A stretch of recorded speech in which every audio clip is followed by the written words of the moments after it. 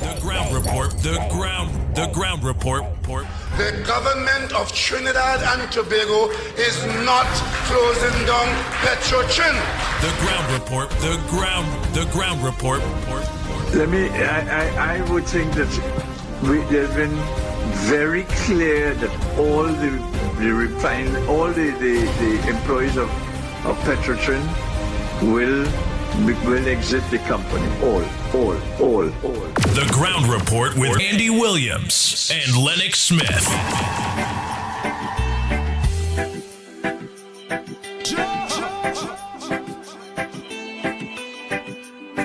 Bang, bang, bang.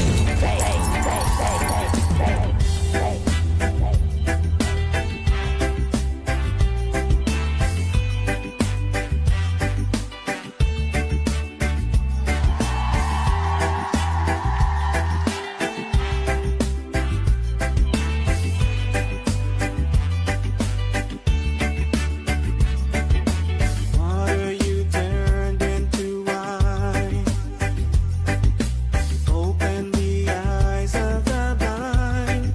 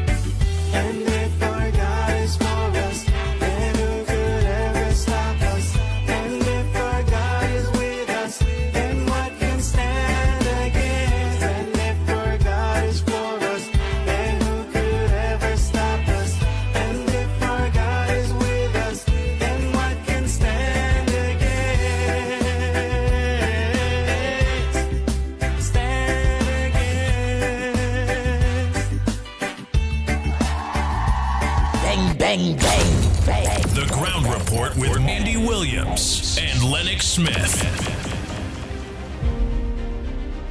Oh boy, oh boy, oh boy, oh boy. Good morning, Trinidad and Tobago. Time check. It's our 14 minutes past the hour of 6 o'clock. And you're listening to the Ground Report. You're surely the pitbull of radio. Co-host Lennox Smith. Director Snipes. Good morning, Trinidad and Tobago. Good morning to the whole of Talk City.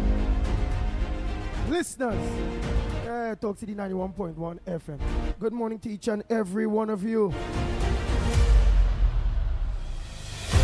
Let's say a pleasant good morning for those of you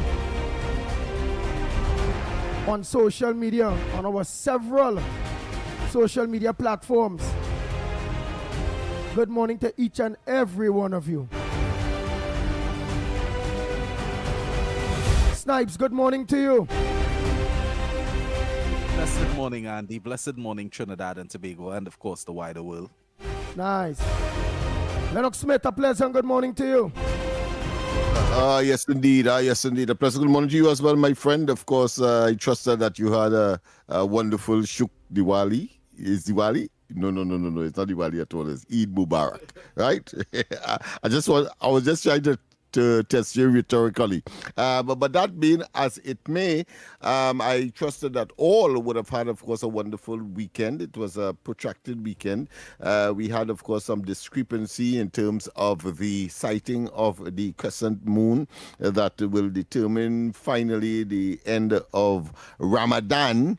And I think all is well eventually. So we had, of course, two for the price of one, so to speak. We had a holiday on Friday and one on Saturday, even though, of course, Saturday would normally be a kind of quasi-holiday, if you want to call it that. And that is to say, as part of the normal weekend experience. So, but that being as it may, several things have happened nonetheless, quite a number of things. The information about the reopening of the oil refinery, and we have been given some specific dates, and I'm surprised that they're talking about partially at the end of this year, which of course is something that I'm sure the southern quadrant, I would like to call it, of the country would really welcome, having regard, of course, to the huge unemployment created as a consequence of that decision,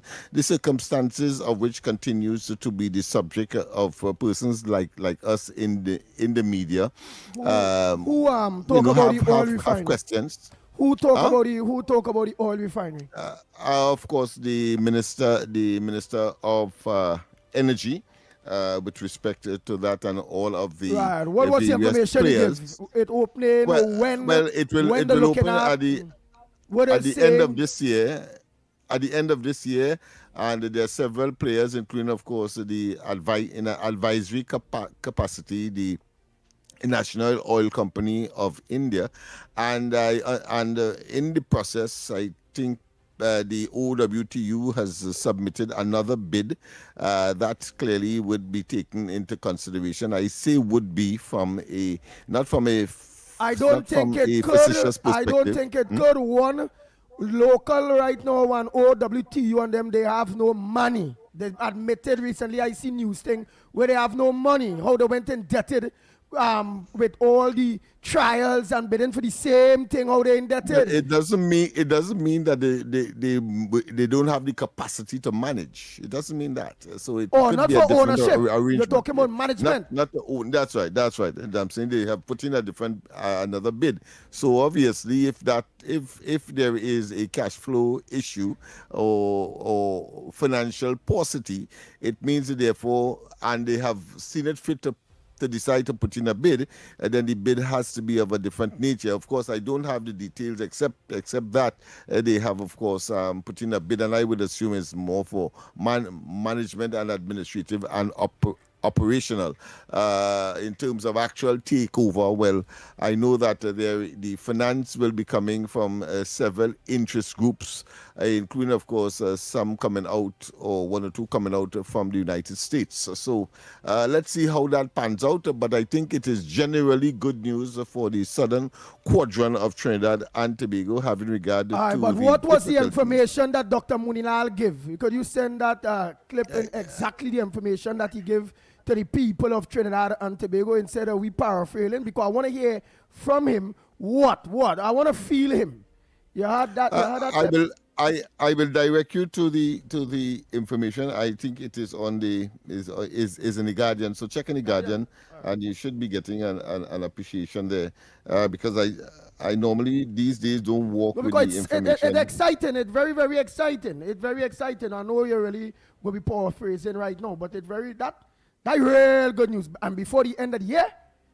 And just let me. I found the article here. Yes, it is in the Guardian. We finally restart talks, spark excitement, hope in South Trinidad. So of course that by itself, and if I was a Southern Union, I would have felt that way as well. And of course, the first paragraph says that residents of Marbella are eagerly anticipating the reopening of the Point-of-Pear refinery as the government advances talks with a slate of international and regional investors, raising cautious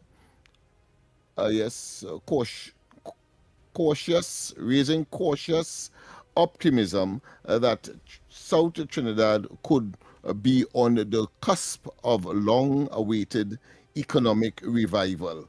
Right, so that speaks for itself. And maybe in terms of the players, let me just skip and see if I can get into play there. Yes. Speaking to the Sunday Guardian, right, the Energy Minister Dr. Munilal, of course, revealed negotiations are on the way with several major players, including Chevron of the United States, the National China Offshore Oil Corporation, Nigeria-based Oando, Indian Oil Corporation, and the Oilfield Workers Trade Union, Patriotic Energies and Technologies, which has submitted a new proposal for consideration. Right. So I think you have gotten the gist of it there, the essence of it, and it could only be good news, especially in these circumstances, because we remember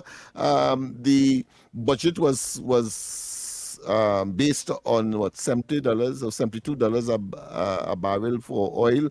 Well, of course, it's in recent times it has gone way past that. I think it is nearing $100 and maybe $30 thereabout, and I see no reason why it cannot go there, even not on a sustained basis, because of course the strait of that strait where near that is control, or part of it is within the control of Iran, and where 20% of the world's energy and 20 million barrel of oil comes out of that region on a daily basis. The conflict there between, of course, Israel, the United States, and Iran continues to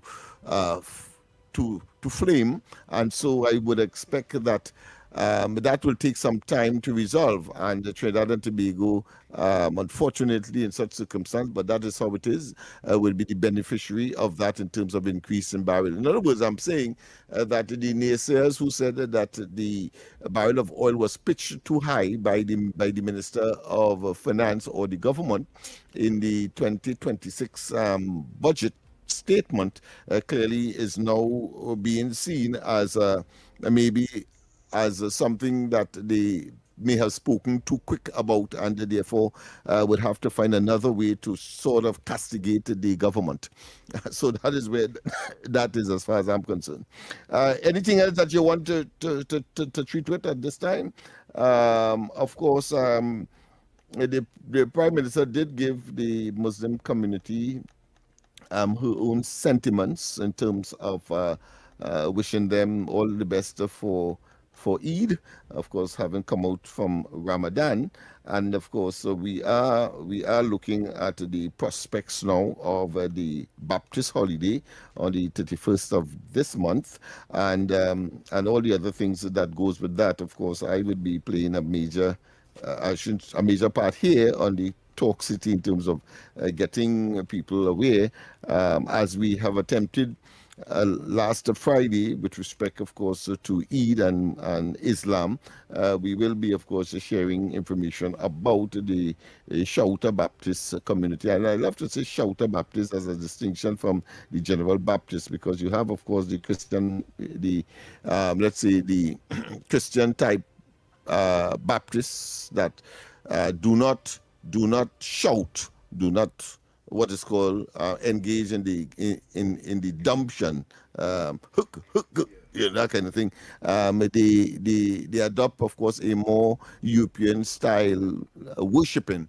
And of course, it is that group of persons, the ones that are the shouters, that were subjected to such a travesty that caused the country subsequently, under, of course, a UNC administration under the great Mr. Pandey as Prime Minister, to give the country this holiday in recognition of the disadvantage that community faced in terms of worshiping like everybody else. I think it was a tragedy. I think it was a travesty. I think it was, of course, bigotry, and I've always been, and I'll continue to say that I thought it was a mockery of our religion when Dr. Rowley, in a political stroke, Baptist exercise sponsored by the PNM to raise a hymn, saying that, of course, he could sing, and then he said, somebody touch him, and somebody save his soul. And I like to say that it looked as though is Manning that slap him rather than touch him, because I thought it was a mockery. Why I say so is because after that, young people started to make music about the particular exercise, and to me, making fun of the religion. I take my religion very seriously, as everybody else should, and therefore that level of ungiven license, or license taken by particularly one in the office of Prime Minister, who is supposed to be the repository of unity and the expression of the cosmopolitan nature of Trinidad and Tobago, multi-religious, multi-ethnic, multicultural, that anytime you disrespect anybody's religion in such an environment, then of course you should be castigated. And those who are so offended should take the lead. And I think as a practicing Shouter Baptist practitioner, I ought to have done so, particularly from the platform that I would normally be engaged in. So that is that. As far as the other expectations are concerned, of course, the basic Christian community in terms of Easter, they too will be looking forward. The Easter holidays, I believe, has started as far as school is concerned, and therefore the beginning of that particular period, marking the end of the Lenten period. If I am not mistaken, I know that the Christian community will certainly correct me if I am wrong, but these are some of the major developments that are taking place. Of course, Dr. Rowley and his outlandish statement with respect to how he have characterized or described the Prime Minister.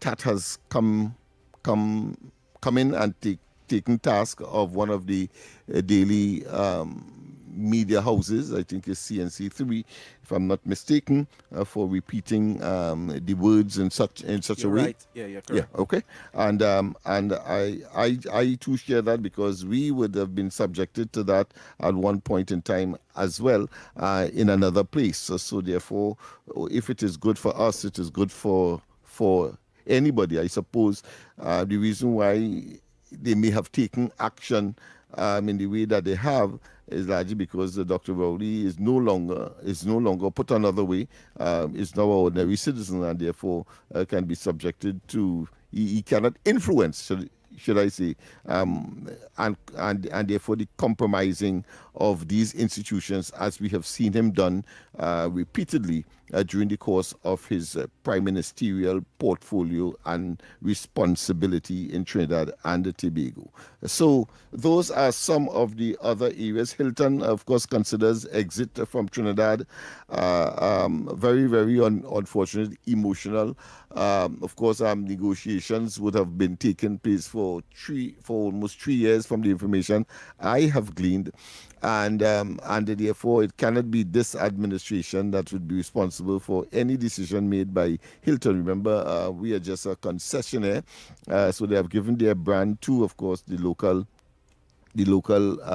operators, and here it is, they're saying that it doesn't reach the international standard that Hilton is known for, and there is quite a lot of money, US dollars, that is required for upgrading. Dr. Rowley, in his response, is blaming, of course, the present administration, saying that they don't know what they are doing. But when he was in government, has been negotiating, and they reached some kind of plan. Yet still, if that plan had any credence, we would not have been hearing now that, of course, Hilton is looking to make their exit. It means that, therefore, just as the destructive nature that we have seen on major issues and public, let's say, assets in Trinidad and Tobago, whether it be the oil refinery, whether it be Petrotrin itself, or whether it be the Chagaramas entity, and we can go on and on. We have seen where the previous administration, now of course in the opposition, have created a lot of hazard and havoc for Trinidad and Tobago in its policies. Of course, we know that they inherited in 2015 over 10 billion and counting US in reserve, and by the time they left office, it was vacillating around 4 billion. In fact, I understand the latest is that the reserve is now about 4.6 billion. So thus, of course, the difficulty in getting foreign exchange in Trinidad and Tobago for business, for leisure, for simply going abroad, maybe for medical purposes, etc. It's extremely difficult to get a foreign exchange at this point in time. But fate as it is, having regard to the geopolitical circumstances, the coffers will certainly, as the night follows day, with a high degree of certainty, will certainly be replenished. And of course, let's say prudent administration of these resources will certainly come to bear eventually. I'm very optimistic. Of course, I want to say domestically or community oriented. Well, I want to commend the minister in the Ministry of Housing, Philip Alexander. He really said that he is the man who can fix it. Well, the following day after I communicated with him, he came the following day.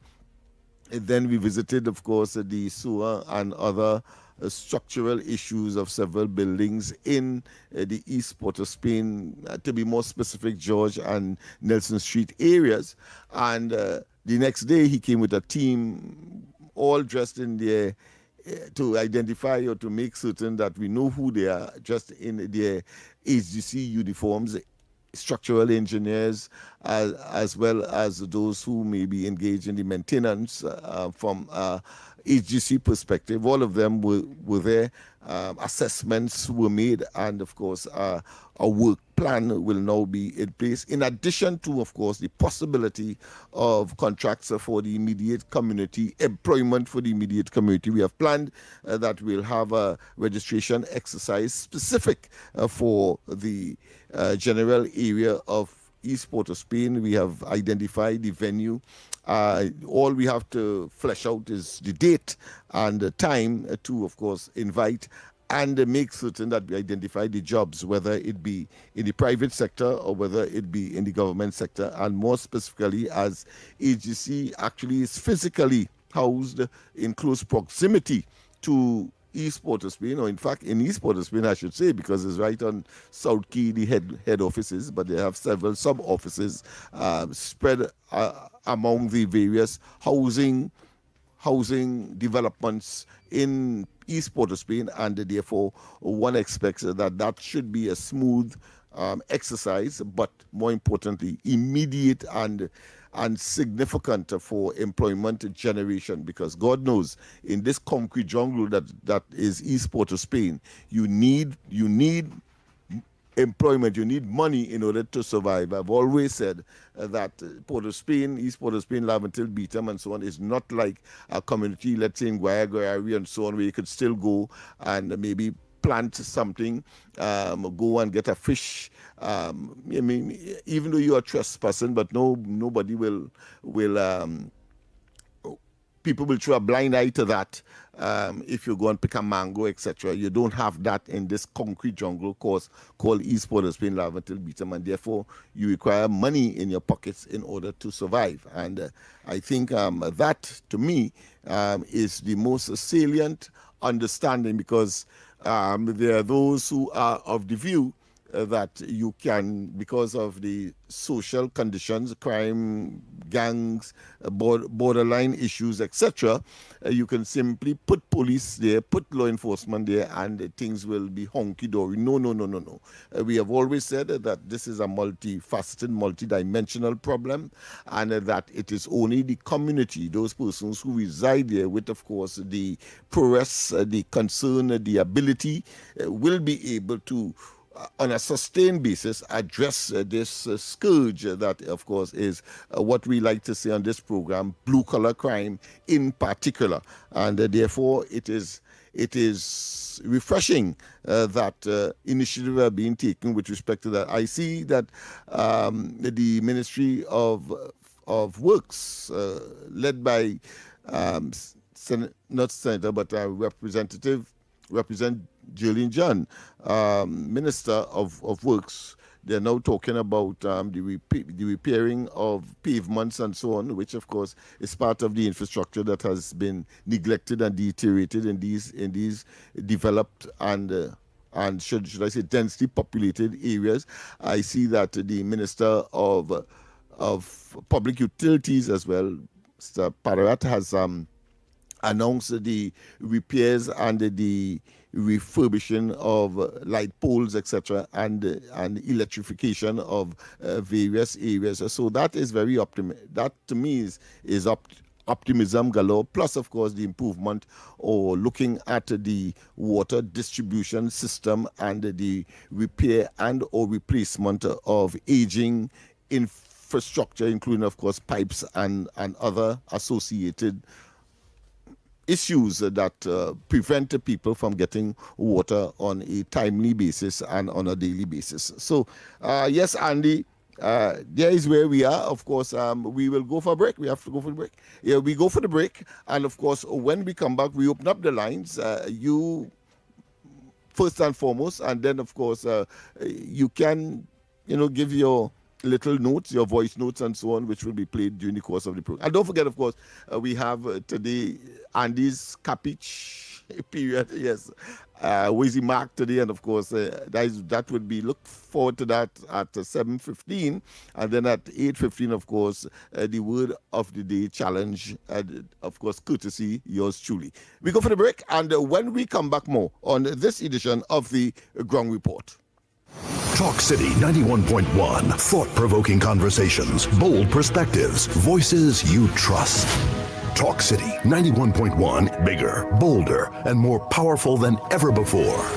Yes, Talk City 91.1 FM. A brand new era of talk radio is here. With voices you know, trust, and respect. Get ready for an all-new lineup of the very best in talk. Andy Williams, Lennox Smith, Stephen Reese, Mr. X, Derek Charbodi, Roland Stewart, Sharon Farfan, Sudath Prasad, Heavy Duty, Alex Asing, Karen Francisco, Jerry Lean Lewis, Short Pants, and more of the voices shaping the national conversation. From hard-hitting current affairs to real community issues, culture, politics, social development, and the stories that matter most to you. This is where Trinidad and Tobago comes to talk.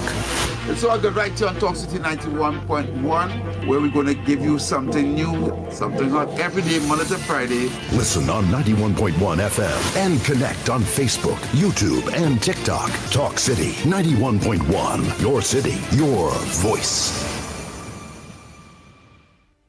When it matters, we're there, reporting the news as it happens, because your world can't wait. TTT News, nightly at 7. TTT News, committed, accurate, relevant. You can listen on Talk City 91.1 FM and stay connected on Facebook, YouTube, and TikTok, wherever you are. Believe in, believe in, believe in. Believe in yourself, in yourself, in yourself. Wake up to the issues that matter most on the Ground Report. Join Andy Williams and Lennox Smith every morning from 6 to 9 a.m. for real talk, real analysis, and real perspectives on the stories shaping our nation. News, current affairs, and voices from the ground, unfiltered and unapologetic. That's the Ground Report. Weekday mornings on Talk City 91.1, where the conversation begins. This is Destra, and you're listening to the Ground Report on Talk City. Keep it locked. Bang, bang, bang, bang, bang, bang, bang, bang, bang.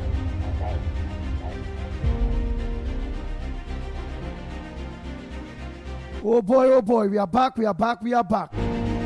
Time check, it's 20 minutes to the hour of 7 o'clock. And you're listening to the Ground Report. Well, the lines are open, the numbers to call. 225-6644, 225-6644, or 239-5120, 239-5120. You can also call 622-4911, 622-4911. You could call us and send us a voice note too on a 366-3053, 366-3053. Or you can also send a voice note on 394-4911, 394-4911.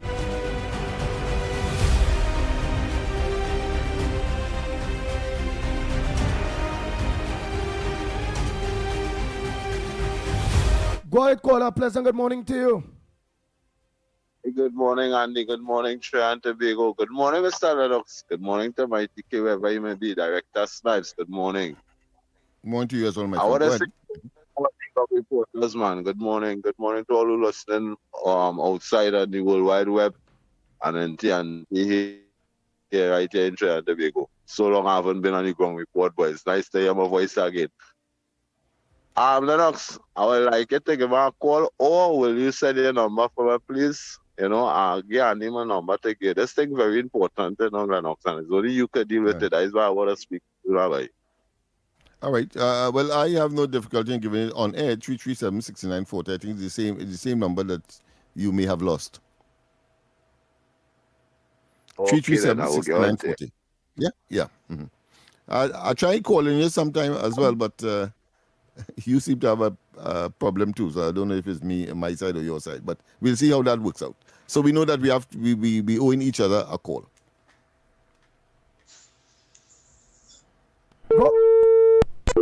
Oh boy. Good morning to the magnificent tree.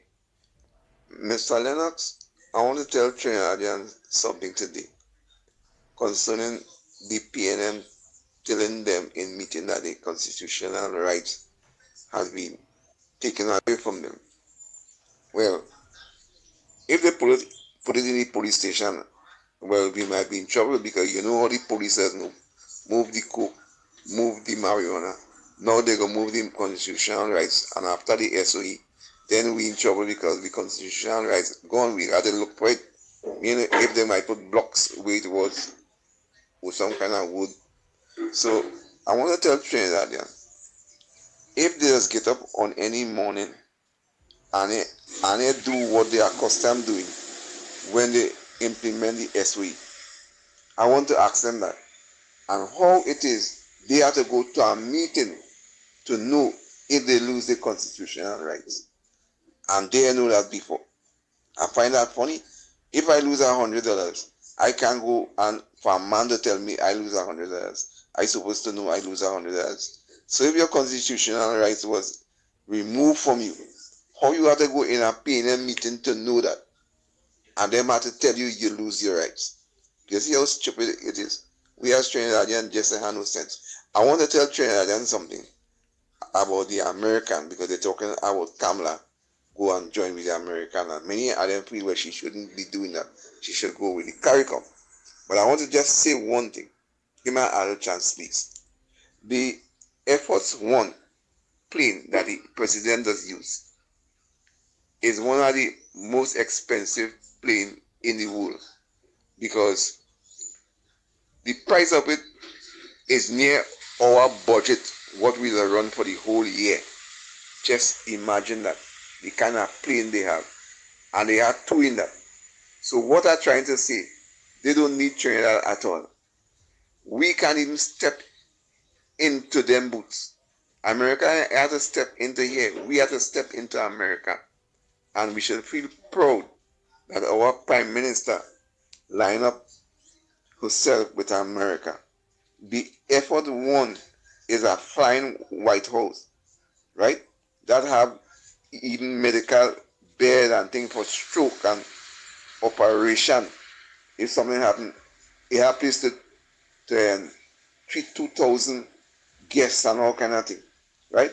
If they even give you one free, we wouldn't be able to even maintain it, because that costing about $175,000 a day in our money to run it. So I just show you how we need America. America do need us, and we must understand that. I have more to say, but I don't want to stay too long. Plenty more. Thank you. Pleasant good morning, Mikey, Lennox, and Andy. Lennox and Andy, let me ask you something now. When last you actually went into the Port of Spain, or even Mount Hope as we speak, Mount Hope are referring to now, hospital, in the, like we say, in wherever, in the rooms or wherever it is, wherever it is, keep these patients on them. When last all ever went in there and observed what is really going on inside of there, boy. Boy, it have people inside of there real suffering, you know, boy. Imagine you had to take tablet and swallow just so, no water. Then you bring a little kind of canal water self for you to drink. Nothing. You understand? You're sleeping, you're lying down on just bare mattress alone or sponge or whatever it is, just be sleeping on them kind of, you know, people sleeping on 2 days, 3 days on a chair, boy, waiting for a bed. You understand? So I don't know if the authorities and them could start going and do a site visit like what, you know, some of these ministers do, you know, just bounce in and see what's going on.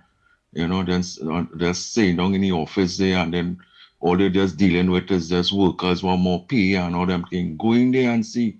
You understand? So I just kind of a little annoyed with that, because, you know, 1 or 2 people who I know very well was inside there, and the experiences say, well, boy, if that's hell, they ain't want to go to hell at all. Now they will stay outside, you know, they ain't want to go in there, boy. That's worse than hell, they say. You know, so they will just let me prove them wrong now. Let me see if we can fix this thing. So the authorities and them, you know, the Minister of Health, you know, do a site visit now, man. Go into these certain areas and just walk in. Don't let nobody know you're coming, and just do what you gotta do. All right? All right. Blessings, everyone. Good morning again. Last call before we go for that break and come back. Go ahead, call the morning. Good morning, Andy, Lennox Smith, Director. Well, and Mighty K, wherever Mighty K is. And to all the sensible listeners of the children as well too. Lennox Smith, when I come to them, dilapidated, eroded apartments and Duncan, even the pension quarters and the Beatum, Nelson Street and these places, the AGC workers taking a walk there, they continue to do the same thing. If they're playing down by pension quarter, if they're playing cards, the lining right now, thiefing now whether it's pipe, toss, name it, every wrong they're doing, when they should be attending to. I have children and all. I live on Duncan Street.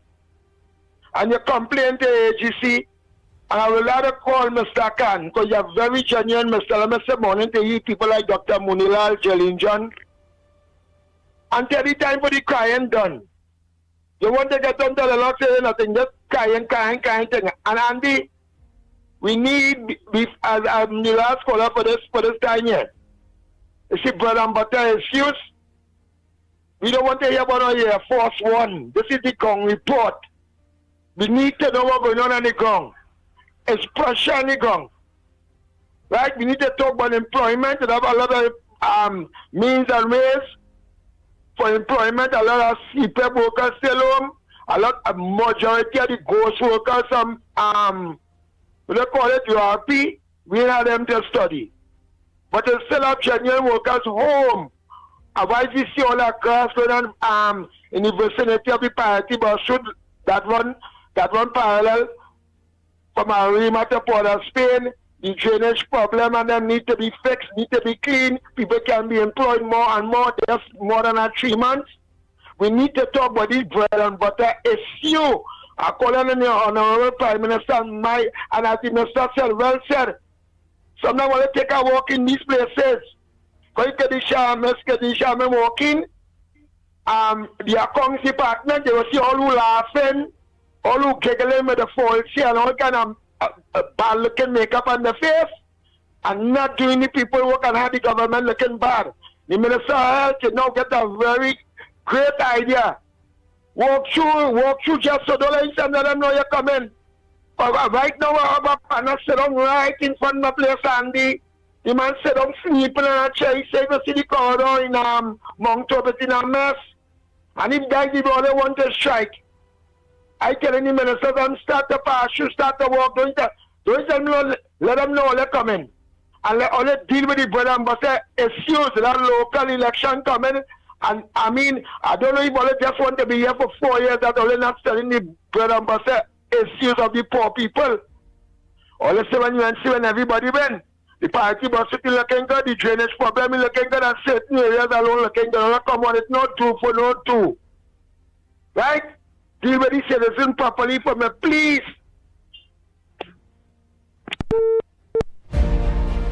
We take a break and come back. When we come back, more right here on the Gong Report. We'll be back. But Johnny, how come your house is twice the size of mine, but my bill is twice the cost of yours? Johnny, what's going on, boy? How your bill so low? How your bill so low? I'm conserving energy. I switch your LED at the stun of the AC, and I'm saving real money. It's our responsibility for a brighter TNT. Cut the waste and you would see. Why everybody asking me? They asking how you been so low? How you been so low? TN Tech, powering the nation into the next generation. Your news, anytime, anywhere. TTT News brings you the facts that matter most. On air and online. More ways to stay informed. TTT News covers the stories that matter. Join us nightly at 7. TTT News. Committed, accurate, relevant.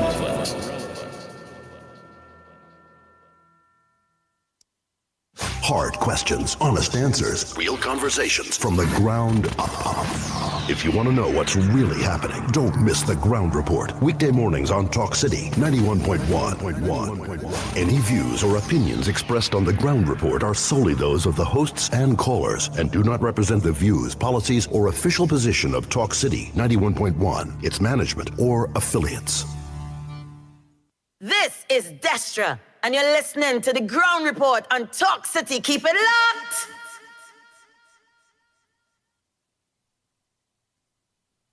Oh boy, we are back.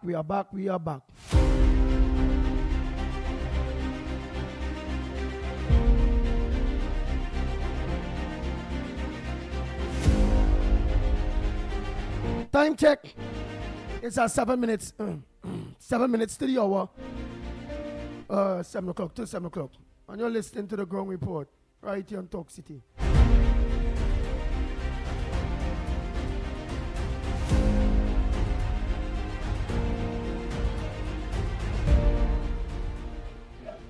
Andy, good morning. Andy, the guy who talk about the hospital, you got to understand, it takes money to run a hospital. It takes money to do everything. So what the government is doing is trying to do things that can bring in money. It's best to bring in money to fix what they need to fix. The PNM was about 10 years and let everything run down the drain. You got to understand, it take a few years to fix it, and you got to humble. And, I know it's hard, but you got to do what you got to do in order to fix it. If PNM need money, the government need money to fix whatever they need and they don't have. If PNM has squandered, thief, and steal the money and build Ballyview House. And then you have a PNM, ex-PNM talking a sort of crap, the propaganda machine and the PNM. So don't take them on, fellas. You gotta play hard, play smart, and things will be good. All right, later on, bye.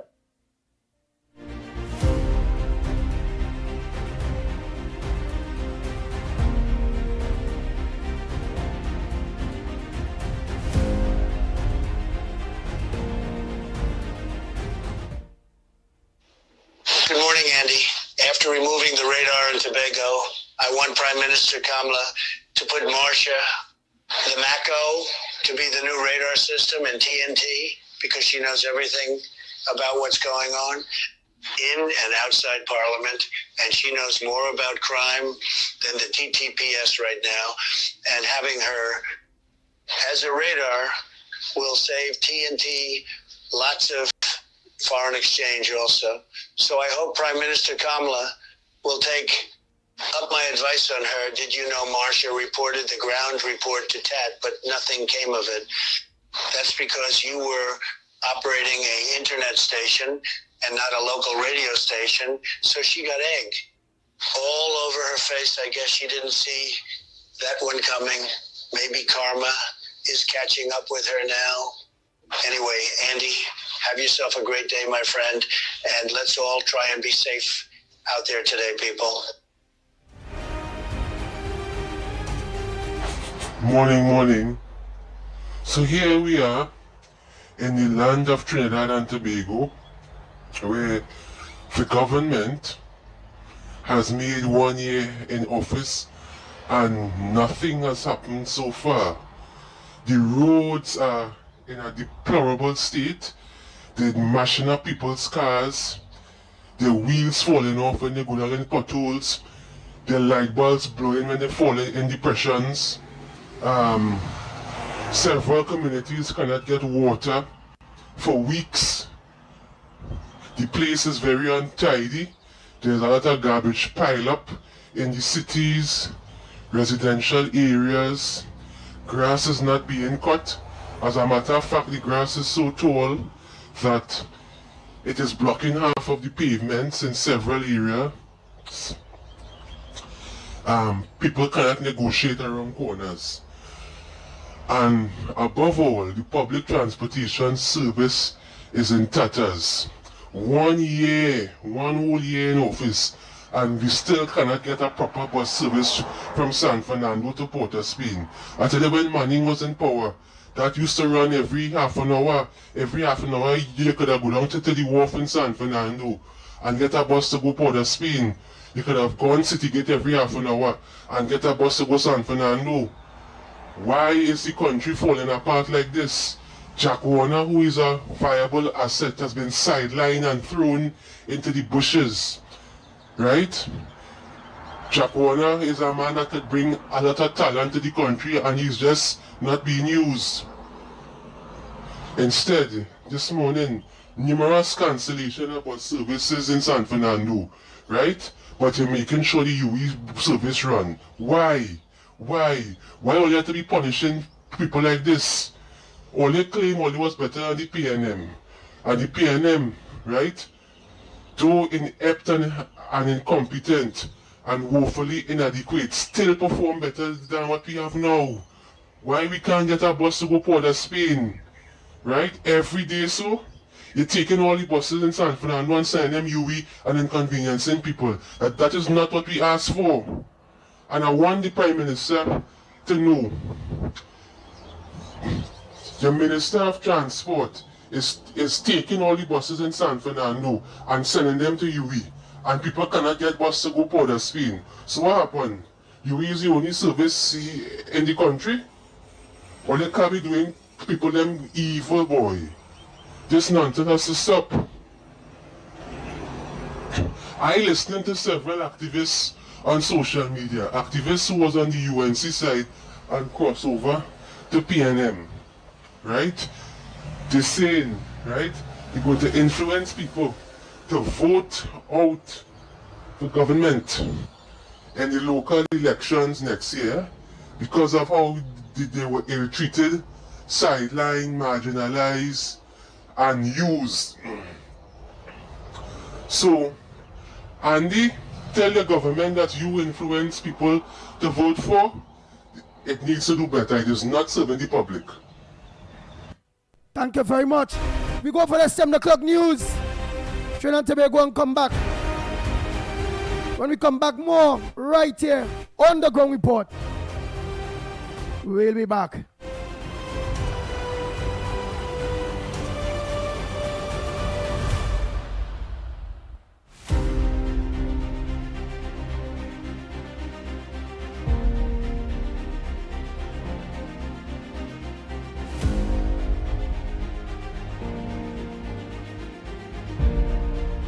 The Ground Report with Andy Williams and Lennox Smith.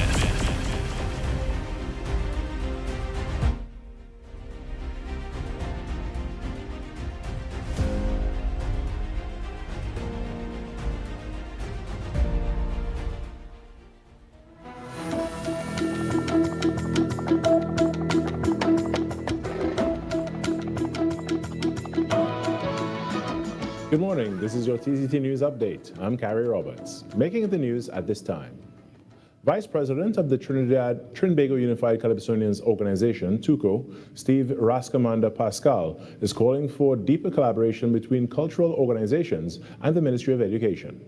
Speaking at a prize-giving ceremony for the National Junior Calypso Monarch Competition 2026 on Sunday evening, he argued that structured training is critical if young performers are to fully develop their skills and sustain the art form. He noted that education policy must go beyond celebrating talent and actively invest in workshops and training spaces, particularly during school holidays.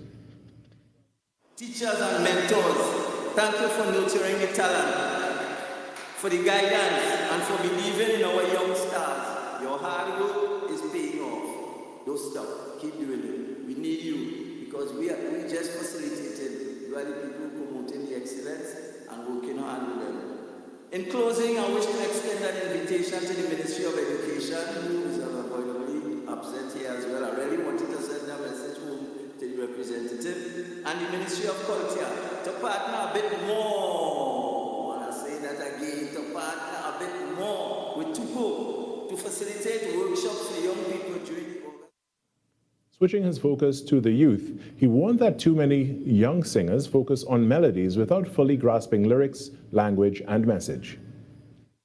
So they may appreciate what creating or composing a calypso is all about. It's important. You see, a lot of us, we just hand them the song. Sometimes they don't understand the big words. You know, because some of you, your grammar must be way up. Unlike me, my grandma don't sing, so I just give them simple songs to sing. Right? Especially when they can do it for themselves. So we need to understand something. Try to help them to work, to create their own composition. When they create their own composition, it pays off because I hear the Junior Calypso Committee have a special prize for people who compose their own thing. And when you compose... The Ministry of Trade, Investment and Tourism moved swiftly to protect and preserve a turtle nesting site at Maracas on Saturday.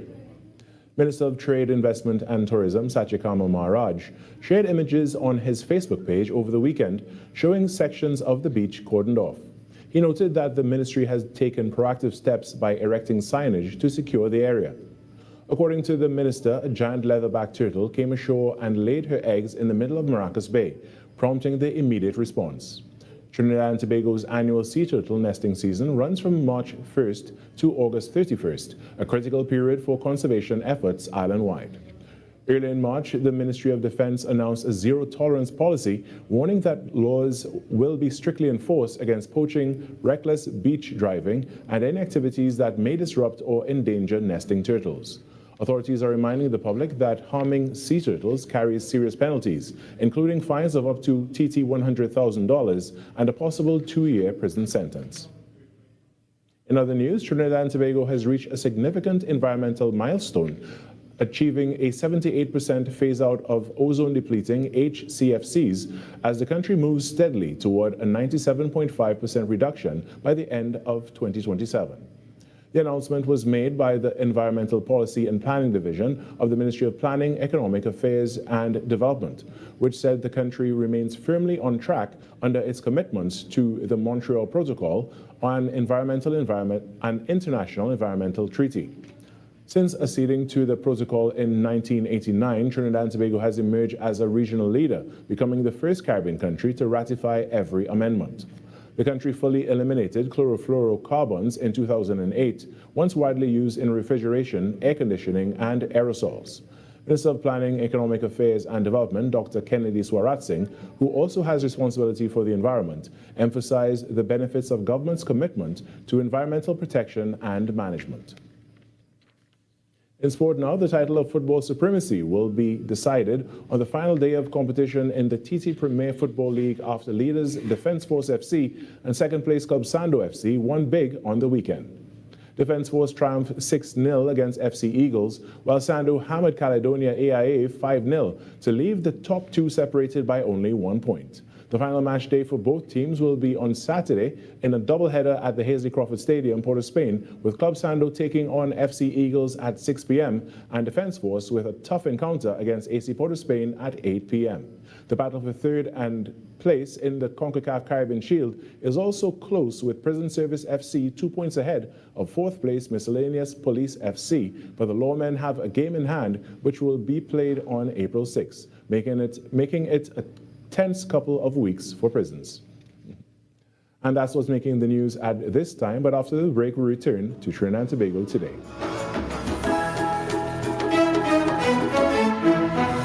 That was TTT News on Talk City 91.1 FM.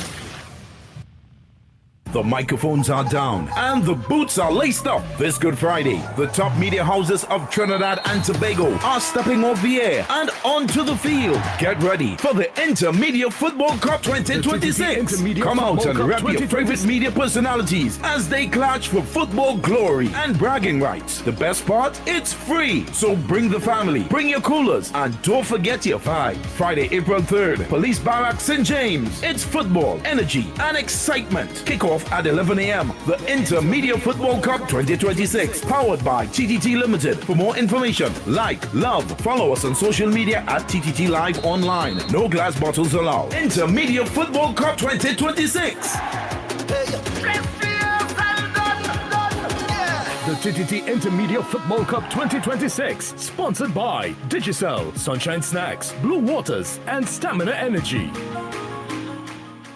Any views or opinions expressed on the Ground Report are solely those of the hosts and callers and do not represent the views, policies, or official position of Talk City 91.1, its management, or affiliates. This is Destra, and right now you're listening to Talk City 91.1. Keep it locked.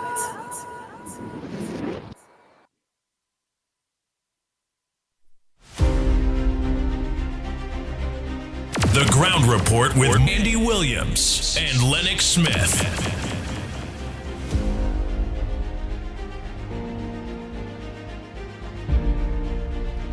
Oh boy, oh boy, oh boy. We are back. Time check is 7 minutes past the hour of 7 o'clock. And you're listening to the Ground Report on Talk City 91.1 FM. And viewing us and listening to us on our several social media platforms. Don't forget at 7:15, is the mark of the day. There's the playway marks of the day, where 4 people will call and give your marks, and I will just give the capiche mark, the lanyard. So far, every day so far, with the marks that we call on the various days, we catch one. And that's very good. So the lines are open. What's on your front burner? What's supposed to make news that not making news? Good morning, Trinidad and Tobago. Go ahead, caller. Good morning, Andy Lennox. Director, this is Diego Martin inside. KCR, I want to focus on him. He is a wounded, caged person. And you know when a wounded person is caged, they lash out. Psychologically, he is wounded badly. And let me connect the dots. Colombia president is a target and a person of interest in the USA.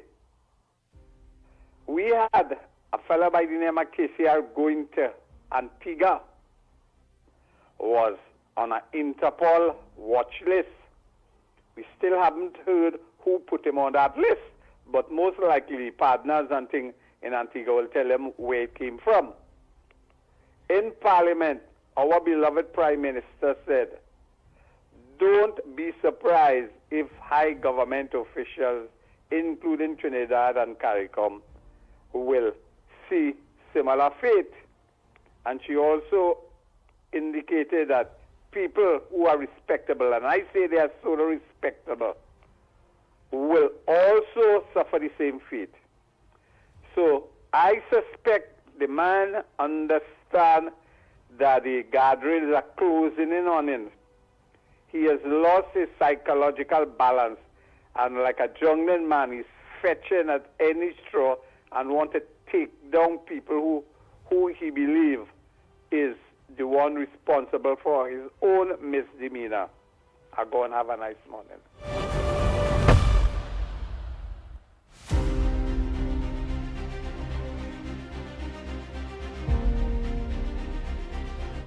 Pleasant morning to the ground report. Andy Williams, the Pitbull of Radio, Lennox Smith. And mighty crew, wherever you are, thanks the Almighty God for bringing you back out this morning and for protecting your entire family, your children, your wife, your surroundings, and all the supporters. All the supporters support you and the government. May you all have a blessed and wonderful day. And God continue to bless you all each and every day in your life.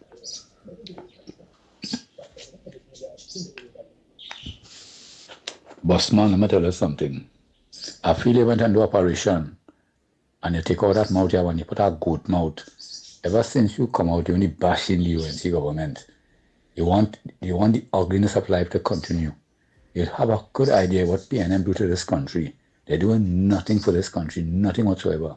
All the kind of people who only want wrong things, stop and tell you. When I say wrong things, they want to suffer. Or they want nothing. Or they want the evil to continue like Satan.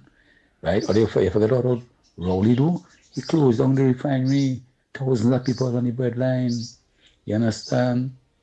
You say, in case you're in here and they're closing the fridge door, I'm not closing down the refinery. What all the divers are dead and you see how they end up there? Who arranged to bring that refinery and you see? Plenty children, they take all the food feeding program. Plenty children suffer. People suffer in Trinidad and Tobago for work. They bring outsiders. Look at how much Venezuelans they bring there. And these Venezuelans taking the work from Trinidad and Tobago, from the citizens of Trinidad and Tobago. Look how much things they're doing, wrong things they're doing. All they like darkness, all over they like the dark. PNM, the boss, what kind of nonsense. Why you call PNM and complain to them? Call PNM and all the opposition, Penny and Rowley and bash them, call them and talk to them. You all got a government to fix this country. You see Rowley aiding and betting with Maduro government. See and all of them inside here connected to Maduro. Maduro is even staying here and all they want darkness, but you want to continue suffering all the rest of their life. You're like a slave. You're a slave. You call it the PNM master, wicked PNM to come back in power. Who puts on what PNM UNC? Yeah, you see, every time you open your mouth, it's bust this, bust that, bust the other. People suffering. But who tell you any MP going against the UNC? Well, if you have nothing to do when the day come, once you get some old paint and paint the old buses sleeping, the abandoned buses sleeping in. Talking nonsense every day. This is not a station for you to bash the government, you know. All these kind of people who want to suffer until they're dead, all they want nothing. Children can get surgery. There was a man who called himself a doctor and never paid the suppliers for the medicine. All of them embezzle the money in the country. They clean all the trees, they vacuum it. Rolly gave your daughter $3 million for cassava painting. How much did he give Lara, the Batman? Eh? How much did he give him? But all of them fix themselves inside and they have no shame. The advantage you see when you are people because boy, like something wrong with you, you're going to do a check-up now, man. Take some parts from the old bus you're sleeping in and put it in your head now. You might be able to come out and drive yourself anywhere you want to go. You're only bashing the government right through, boy. If you have nothing to do, take a hike now, man. Take a hike. Every time you open your mouth, there's something stupid, there's something to do, it's like a drum full of water and you pound it, goom, goom, goom, goom, goom. Eh? There's something good to do when the day come now. Better you go and try to go and look for a work by some funeral home to bathe some dead because everything you're saying is dead talk. Scram now, man. Yeah, Andy, morning. You need to put a stop to this bus man and ask them when he's talking, call you and ask them if you could give the government a loan, lend them some money, billions of dollars. We have to give them the money to run the system. Because they need money, they gotta have. You need money to run the bus system, to buy buses. Have the bus money, we have money. The PNM have plenty of money, so they squander it. And if they not fix the system, you want a man to fix the system without any money. What a fool.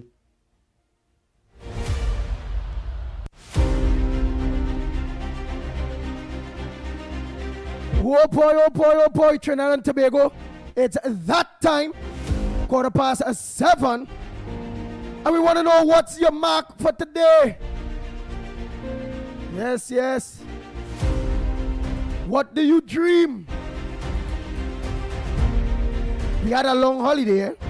First they say Friday was the holiday. Then they say they didn't see the moon. The holiday is the Saturday. Man, it was a long weekend. What is the capiche? What did you dream? What do you believe is the mark that will play today, Monday, the 23rd?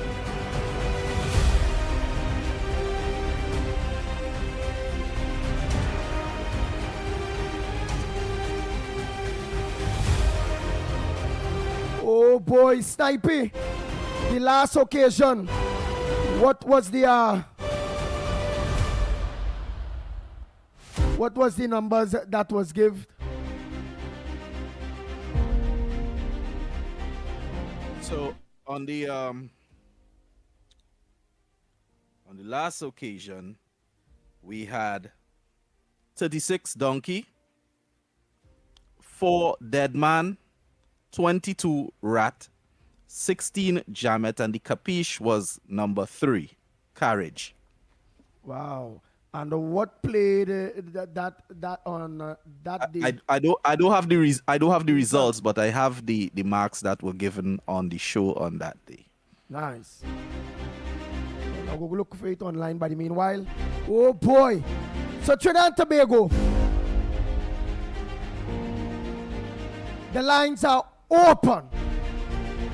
I hope you all are taking the capiche, playing those marks, because so far we have had a winner every day. A winning mark every day so far. So let's hear what is those winning marks for today. 4 marks by you.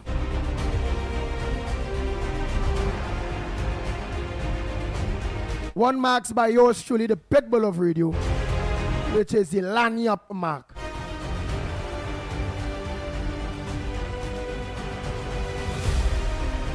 Lennox, you get the opportunity to win yet? Unfortunately, and there is a saying, in the abundance of water, somebody is thirsty. Well, I have all those opportunities to win, and I simply did not find myself at the Playway station to execute.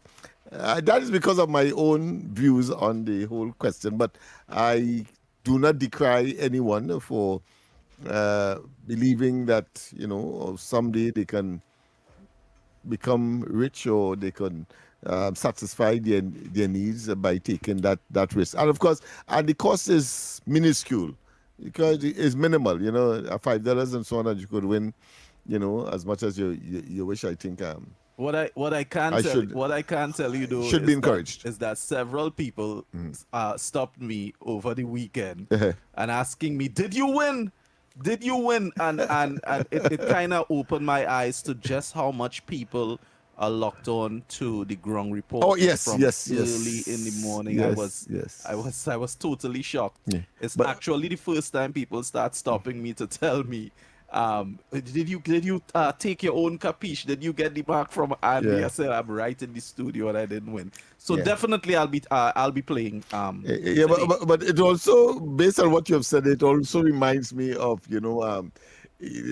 for whatever better term, you talk about them who be a man and see a woman and so on. You normally see them, in very what I consider to be not so voluptuous or should I say very nice environment, but they could tell you what to play, how to get rich, etc. But they themselves doesn't express or display richness.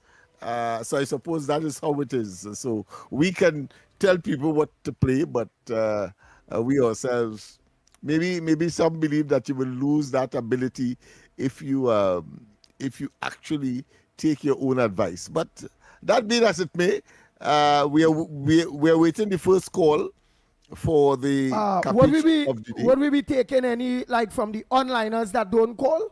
And from voice notes, I want to believe.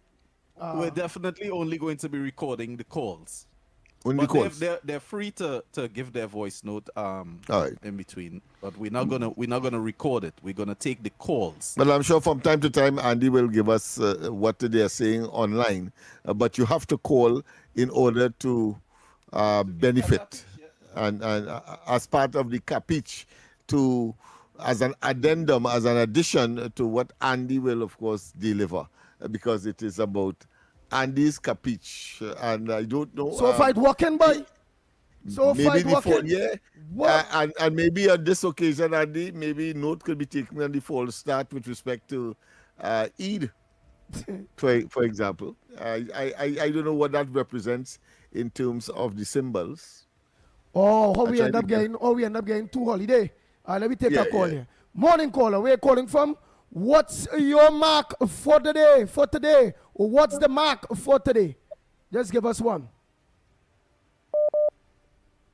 I'm calling from my mark for the day is 1 by Santa Fe. 1 Santa Fe.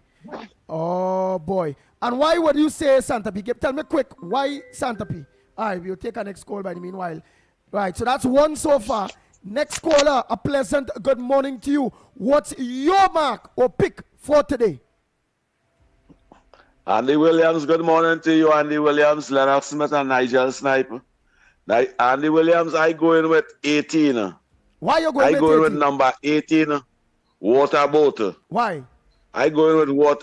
Why? Just short and sweet. Why? Why 18? Why you feel 18? Why you seeing 18? Because after here, Andy Williams hit the jackpot whole week. I said, now that amount of money, you can build a water bottle.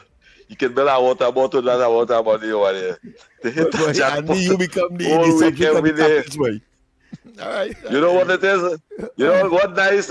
It's to win Monday, Tuesday, Wednesday, Thursday, and Friday. That is more than a hat trick, you know? Yeah, boy. That is more than a hat trick. Yeah. That was good. Thank you. Next caller. A pleasant good morning to you. So 1 so far, 18 seconds. And what's your mark for today? A pleasant good morning to you.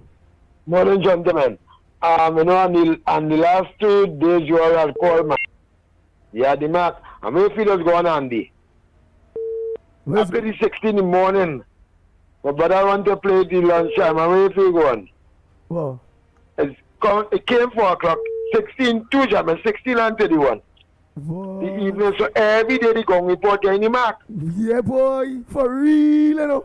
But just the kakada, sometimes when I the kakada to play too. So all of that in it. Now, but they go find the $5, man. They go find that $5. But you go ahead. What's your mark for? What's the mark?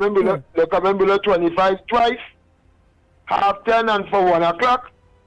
25 is 12 in Chinese. Right, but give me one mark. What is the mark you give me so far? 12.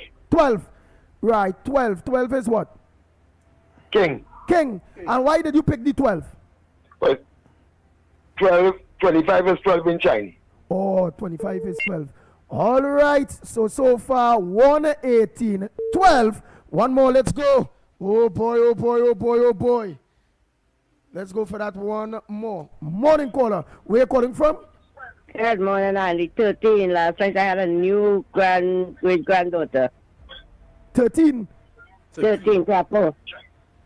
So why you playing she for that? Girl child, Crapo. Oh, girl child is Crapo? Yeah. Yes. All right. Thank you very much. So, Andy, are we going to be taking one more capiche, and that's from you? Yes. And knowing the whole time we have been winning, every day so far since we started this, we had a winning number. Whether it's the first number, the second number, the third number, or whether it's the first draw, second draw, third draw, or fourth draw, one of our numbers are coming within that draw.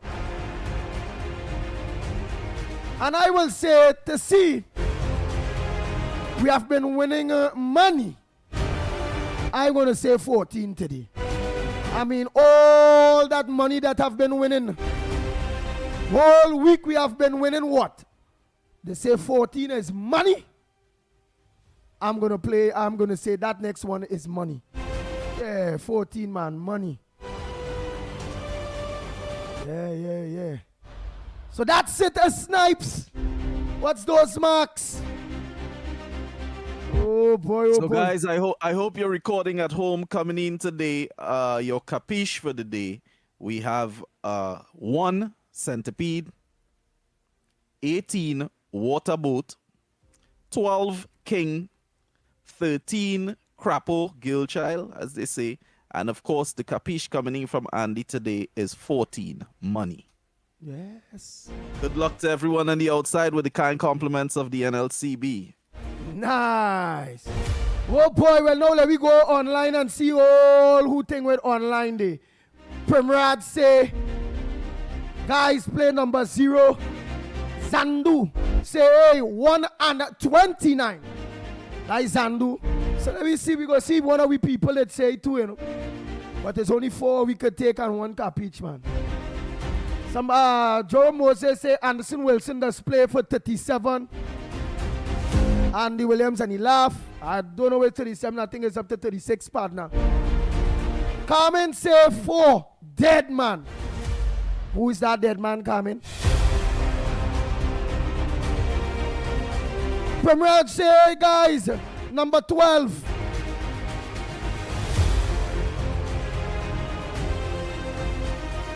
Hey, Asim Mohammed say, here it is. The mark is a 14.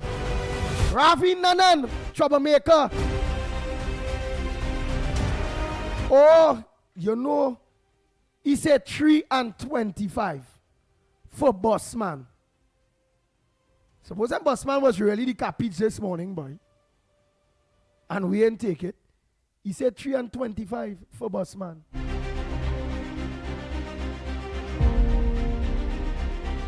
Glory say you're 15 for sick woman.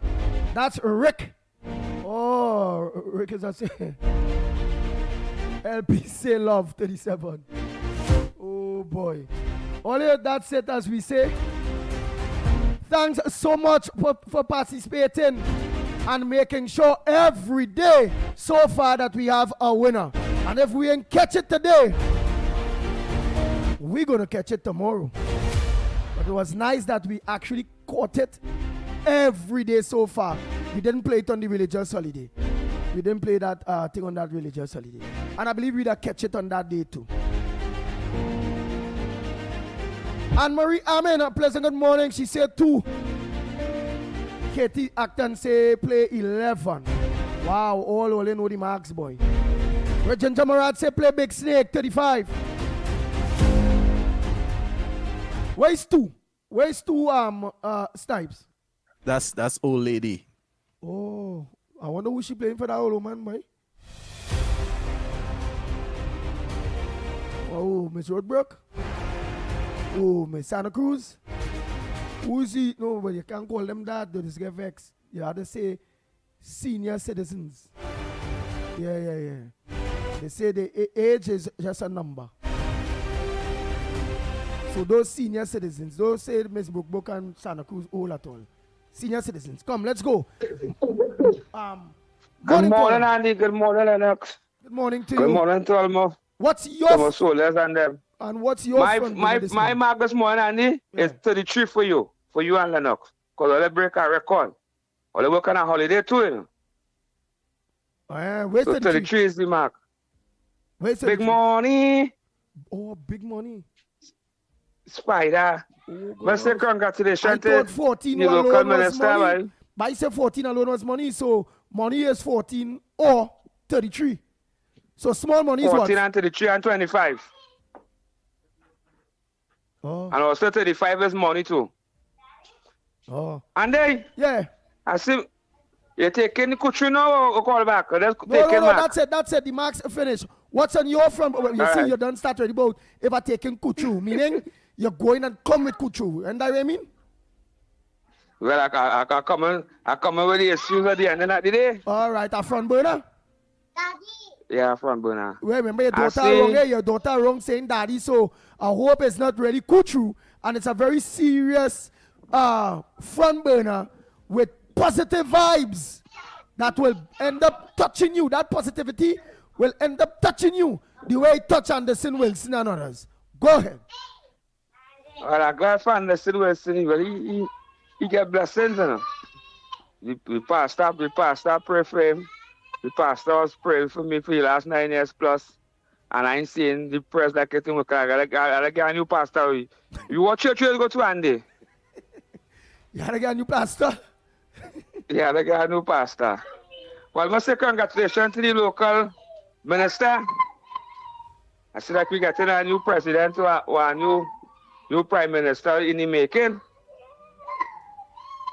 How? How? You ain't seeing? How? You go talk. All right.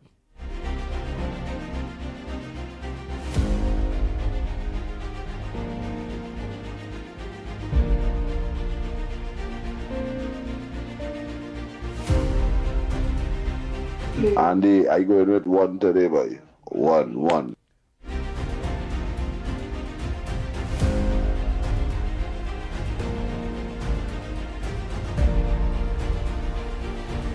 Nice. So Trinidad and Tobago, don't forget the lines are open. What's on your front burner? But here it is. When we come back, more right here on the Gong Report. We'll be back because I have some issues that I would like to raise this morning here. Go ahead, Snipey. Your world moves fast, so do we. TTT News brings you the people, events, and issues that matter most. Stay informed, stay ahead. TTT News, every night at 7. TTT News, committed, accurate, relevant.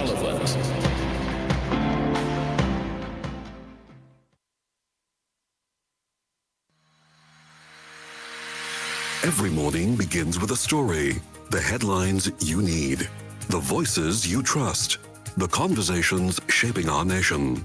Welcome to Trinidad and Tobago Today, where your day starts informed and inspired. News that matters to you, conversations that spark new ideas, stories that move Trinidad and Tobago forward. Tune in weekdays, Monday to Friday at 6 a.m. or join the conversation on any smart device at TNT Today Show. Trinidad and Tobago Today. Start here, exclusively on TTT. From the road to the radio. Talk City 91.1. 100.1. This is Destra, and you're listening to the Ground Report on Talk City. Keep it locked.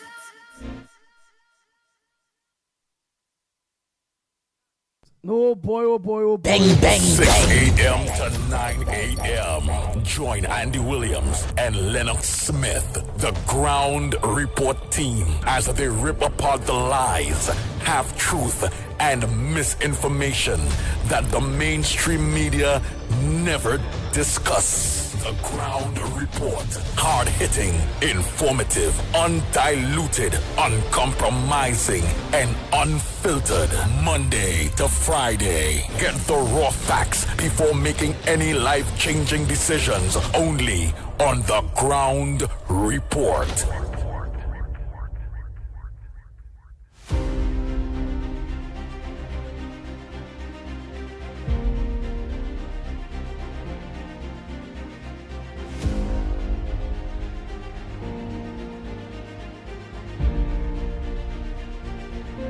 Good morning. Go ahead, caller. Pleasant. Good morning.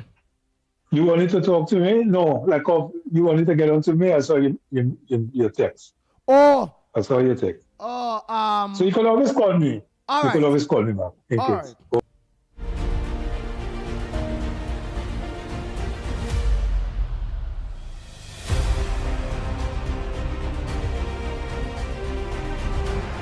You know, is my grandmother trying to get on to and making mistake.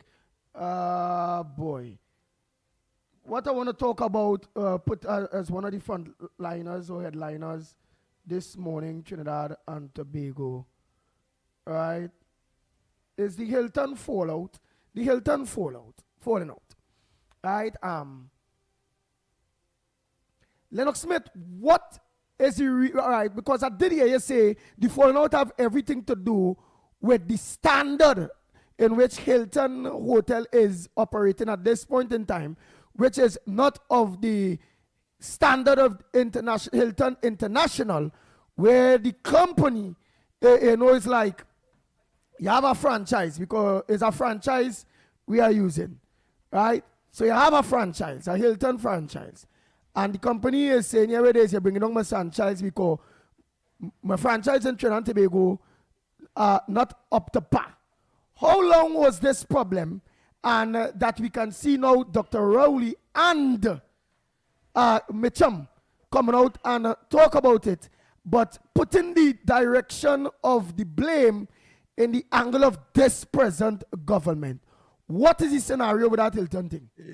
And it is very unfortunate that that level of obfuscation, rather than taking on with the responsibility, because this negotiation has been taking place for over 3 years. Let me repeat, over 3 years. The present government has inherited a scenario that was clearly incomplete. There was no conclusion or conclusiveness. And therefore, what they're saying is that maybe the present administration find it a bit too financially cumbersome, because we are talking about millions of TT dollars, and they are quoting the upgrade in US dollars, a very scarce commodity in Trinidad and Tobago. And I would have thought that any rational, reasonable past administration finding themselves in such a situation which has overlapped into the current circumstance, to give a clear and unambiguous disposition as to why it is that it firstly has taken so long, secondly, what would have been the areas of contention or resistance or delay. And as far as we know from the article that we have read, it is about money. It is about investment. And of course, on the other side, meaning that on the Hilton side, it is about their standard that seem to have deteriorated over the years because of the lack of what I consider to be the appropriate maintenance or standard that Hilton International expects of their franchise holders. And that is where we are. Wow. All right. Boise Mocano, a pleasant good morning to you. Let me also say pleasant good morning to Pumpman. Good morning to you. Oh boy, let me just get this article here. Ton fallout. Hilton Trinidad and Conference Center, Port of Spain photo by Abraham Diaz. A possible exit of flagship hotel. Former national hotel chain Hilton have sparked political debate, even as industry stakeholders caution against alarm and call for measured engagement. A Guardian media investigation reported that Hilton has begun steps towards withdrawing from the state-owned property, citing long-standing structural issues, delayed capital upgrades, and financial underperformance. While the exit is not yet finalized, the development has raised fresh questions about the future of one of the country's flagship tourism assets. Former Prime Minister Dr. Keith Rowley described the situation as predictable, arguing that the issues surrounding the hotel are well known within policy-making circles. None of this is surprising to anyone in the know, except that the current government does not know how to proceed and, as usual, is trying to mislead the population through the media, Dr. Rowley told Guardian Media yesterday. He also challenged a key figure cited in the report, saying the cost of required upgrades had been understated. The upgrade that is required is not 600,000 United States dollars as mentioned in the story, but approximately 600 million United States dollars, he said. Jesus Christ, 600 million? That is over $1 billion TT dollars. No, 600 million? That is over $1 billion. Oh, Jesus but Dr. Christ. Rowley has the temerity, the gall, the effrontery to try to project onto the present or arrogate onto the present administration lack of negotiation or lack of negotiating skills, which they would have inherited for 3 years, which his administration would have had for the better part of 3 years, and could not reach a conclusion. But he expects this administration, with the tight fiscal reality that they would have inherited, and suggesting that it is an easy fix. No, I think it is despicable and it is egregious, frankly. But go ahead. Let me finish here this. Let me finish here this Trinidad and Tobago. Where the hell? $600,000 United States dollars as mentioned in the story, but approximately 600 million United States dollars, he said. He added that negotiations during his administration had already reduced that figure and advanced the process towards implementation. Dr. Rowley maintained that a structured plan had been in place before the change in administration. If today there is still disagreement and dissatisfaction with Hilton, then that is a matter that must be explained by the government, which inherited a smooth, ongoing, agreed process, he said. He criticized what he described as misleading leaks, adding, this could be nutrient too as the incompetence reigns. Former Tourism Minister Randall Mitchell echoed similar concerns, pointing to what he described as a breakdown in continuity. Responding to questions via WhatsApp yesterday, Mitchell said that prior to leaving office, the government had already agreed on a phased refurbishment strategy. The project was to be executed on a phased basis through Atek as owner and Udicot as project manager. Technical consultants had already been engaged, and the procurement process had commenced, he stated. Mitchell argued that the apparent lack of progress reflects deeper governance issues. The stalling of the Trinidad Hilton refurbishment project is both unsurprising and regrettable. It shows a lack of strategic direction and evidences a failure to understand the critical role that diversification in the tourism sector plays, he said. He added that the situation raises concerns about the state's broader economic planning. The UNC claimed to have all the answers, but we now know they never even understood basic fundamentals about the different sectors of our economy. Amid the political back and forth, the Tourism Industry Association of Trinidad and Tobago, TIATT, is urging a more measured approach. TIATT President Lisa Chandelier downplayed the immediacy of the situation, noting that upgrades are a routine part of international hotel operations. Inventory upgrades are a regular operational component of the Hilton-Atek partnership, she said after reviewing the report. These matters are best handled through joint internal dialogue. Hilton. Well, boy, you're talking $600 million US dollars. Boy, that is somewhere in the vicinity there. That is about 3 billion TT dollars. Yeah, but I would wait until the government make its statement on the matter. I don't trust. But it says a face. No, because he said that they inherited something that was almost ready for unraveling or implementing. But my question is, I noticed they have studiously avoided saying how long this process has taken place, and this has reached the parties for negotiations concern. It's 3 years we are talking about. Why it took that long? Notice they ain't talking that, but they're saying that the government inherited a process that was ready for implementation. And when you look at the cost, was ready for implementation. I as a government would have wanted to question that cost, having regard, of course, to the returns on the investment, because that is a factor as well. Wow. What we're gonna do? Because the next story I want to come back with Trinidad and Tobago after this short break that we'll be going on to come back. Wow. That is plenty. You talking total to refurbish that, if what Dr. Rowley is saying, 600 million in fact. Yes, 600 million as opposed to 600,000. But boy, we could build about, with that kind of money, we could have about 3-4 new brand of international hotel out there, including standards and all of them.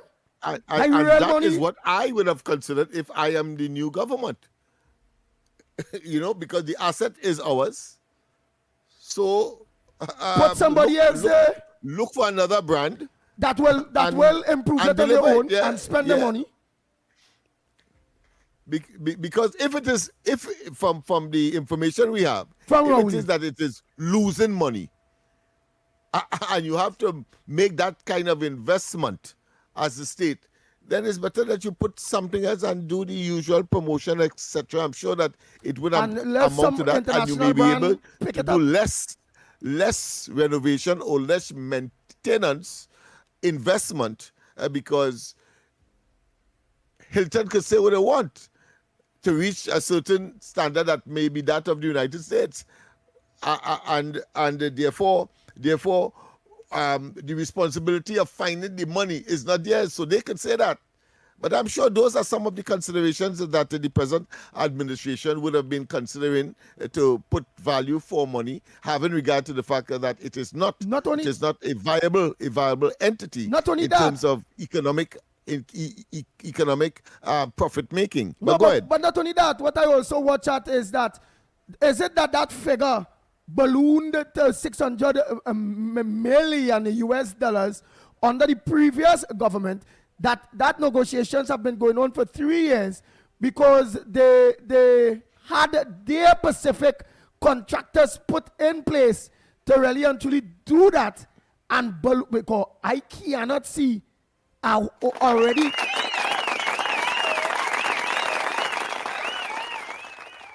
I just had to give you that for critical thinking. Yeah, because that is too much money. That I can't see it. So unless that was ballooned up for corruption purposes. But mind you, he also said in that clip that they reduced it. So it was reduced to 600 million? So he's saying that the numbers that is being bandied in the article is not that. It is closer to 600 million. So US. But they were successful in reducing it. That to me is irrelevant. Why would you take good taxpayers' money in a losing enterprise? You see, it reminds me of Train 1, 200 million to prop up, to maintain something that you will never use and still not use, and telling us some cock and bull story that you're using that for leverage. No, but here I will ask the people of Trinidad and Tobago, how have an existing structure there, right? That's like a house. Yeah, your house, right? You are your house, you decide you want to upgrade your house. To upgrade your house, you may organize, change the lighting outside your house a little bit. You go pass a fresh set of paint, do your like primer, pass a fresh set of paint. You may have some old, wouldn't be old, but some pictures on the walls and all those things that was there for quite a little while, that you will put some fresh pictures and all them kind of thing there, right? Bed sheets will always remain the same, right? But even if you had to buy bed sheets and pillowcase or change a mattress or in the Hilton there, right? I'm watching all of that. All right. Redecorate the rooms and them, whether it be adding something, because remember, it's not much of an existing structure that is left to be done if you're refurbishing or rehabilitating. There's nowhere in the discussion where they say they're adding rooms, so you ain't adding anything. It's just maintenance, you know. And here we have this exorbitant, incredulous sum of money. I mean, come on, any government must want to find out what really transpired there. And I'm sure there's more in the motor than the pestle. Anything Dr. Rowley says, bet your bottom dollar there is more in it. We will go for that break and come back while we will organize and juggle our minds with some other issues that are happening at this point in time. But again, one question I would like to ask. Was it Hilton itself, Lennox Smith, gave that figure that for it to be rehabilitated, and or who will be doing the work? Is it a company, an American company, and Hilton them coming to do that work, or is it that Trinidad and Tobago government had to secure a company in Trinidad and Tobago to do refurbishing work up to the cost of $600 million US? How does this work? I would have expected that if the facility, the asset, would have deteriorated to such a point to attract the concern of, let's say, Hilton headquarters, then I would expect that they would be intrinsically involved for the upgrading purposes. We are yet to get any specificity in terms of all of these nuances that would make a conclusive determination. That is why I will want to hear from the present government as to what they would have found and why it is that they are now recalcitrant or resistant to making that kind of investment, having regard to the fact that it doesn't seem to be a viable, functioning, going concern in terms of profitability. No, what we people of Trinidad and Tobago are supposed to watch at, indeed, before we go for this break, and Trinidad and Tobago take it serious. Dr. Rowley admitted to all of us through The Guardian that his government already reached negotiations and was in the stage of implementing. That man and his government was so mad and senseless and stupid that he admitted that they was on the stage of implementing $600 million US to upgrade our hotel by that you ain't hearing about no rooms at around nothing and coming up to that kind of money, and them was willing to spend no expansion, just upgrading the existing facility, because that is what the essence of it is. I mean, if you had added some expansion, you could have given some kind of justification and take that into consideration. But there's nothing of the sort, just maintenance. So there's more in the motor than the person. I have no doubt. Here it is. Let me go for that break. I want to ask Trinidad and Tobago if it is that a cost just to paint a place, change, galvanize if you have to. Nah, boy. Upgrade the rooms.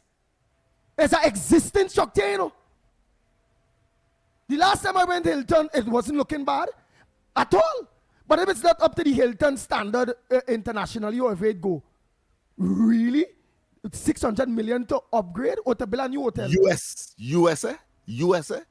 So there's several hotels you could build. And that man was willing to spend that, but he said his government was on the urge of implementing that type of money, boy.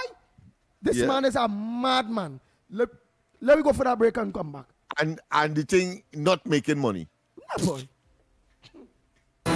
your stories, your communities, your country. TTT News is everywhere, on the ground, across Trinidad and Tobago, and on every smart device. When it matters, we're there, reporting the news as it happens. Because your world can't wait. Your world moves fast, so do we. TTT News brings you the people, events, and issues that matter most. Stay informed, stay ahead. TTT News, every night at 7. TTT News, committed, accurate, relevant.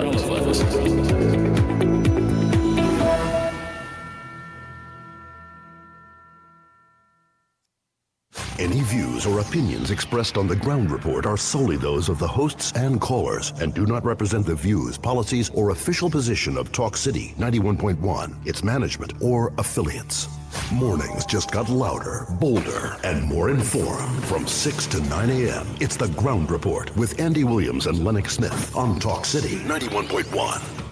This is Destra, and you're listening to the Ground Report on Talk City. Keep it locked. Bang, bang, bang. Bang, bang, bang, bang, bang, bang. Trying to go, before I go to the next topic, I want to hear your thoughts before we go for the top of the hour here. Now we're going to bring to you the news by TTT, your news source, right here on Talk City 91.1 FM. On that whole Hilton scenario there, Trinidad and Tobago, what's your thoughts? Because I give what was mine, really and truly. I really want to hear what's your thoughts on it.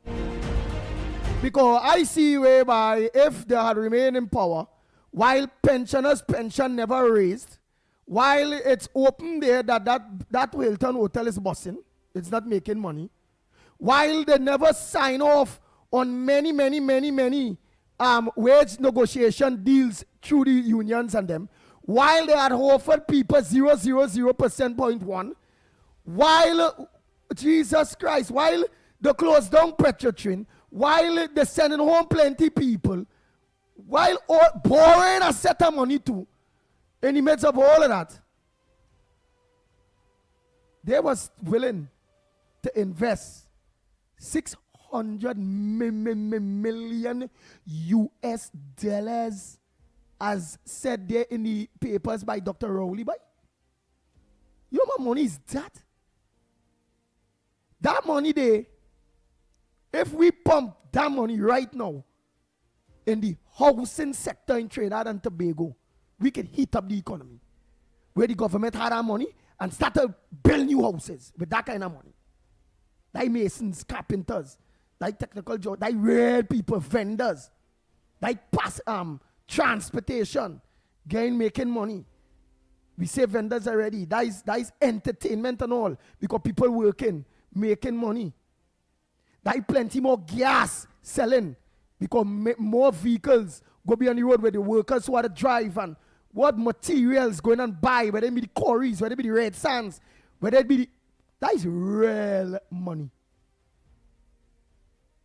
I would have quicker spent that money to heat up the economy in the housing sector, taking a page from Manning book. But Rowley Van them wouldn't do that. He will never take a page from Manning book because it had some good things that Manning did do. Jump high, jump low. All the lines are open. I want to hear what's your thoughts, short and sweet. I'll just take about 2-3 calls on this. It's about 4 minutes, you know. What's your thoughts on this whole scenario when it coming to Hilton? I think people should be looking at a pattern of behavior. The mothballed Train 1, where they spent 200 million. Well, in some quarters they say it's 4, but let's say 2, according to them. And then, of course, the investment in that cable facility, TSTT, I think it's 40 million. Oh, no, 240 million, sorry. 240 million in purchasing that Amplia, that it too is not a viable investment. So we see a pattern of behavior for loss and to the detriment of the treasury and the taxpayers of this country.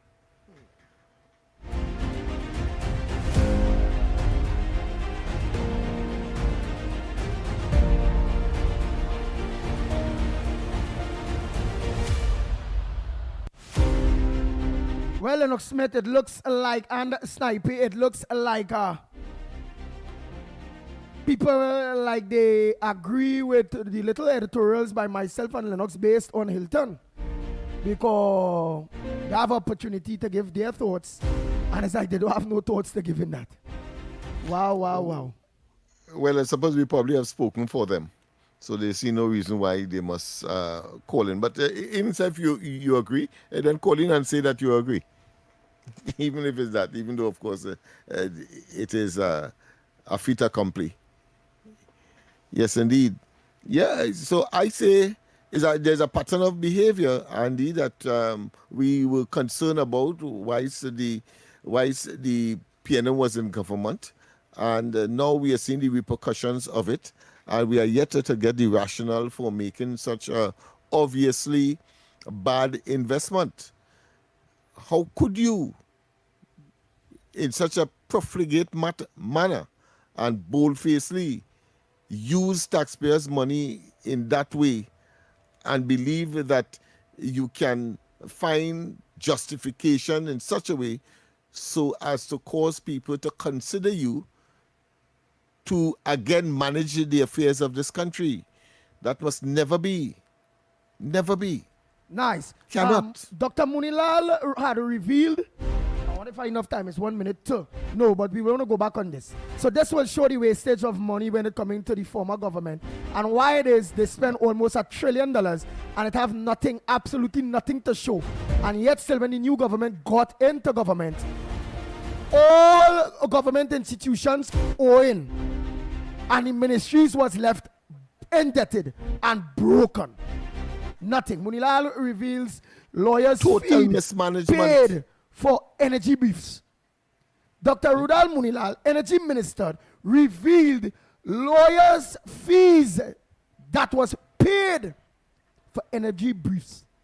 Imagine energy is something that is make money, and then pay lawyers big money, big briefs. Aye, boy. Yeah, but I mean, the classic case is the same Vincent Nelson in another iteration, in another dispensation. He was called upon, and the Privy Council says, listen, how you could give us a one paragraph saying that take out that matter that the previous meaning the UNC administration took to court are talking about the later chairman of Petrotrin in court. Why would you do that? Having regard to the amount of money. But let's go for the break, and when we come back, more. Yes, it's news time.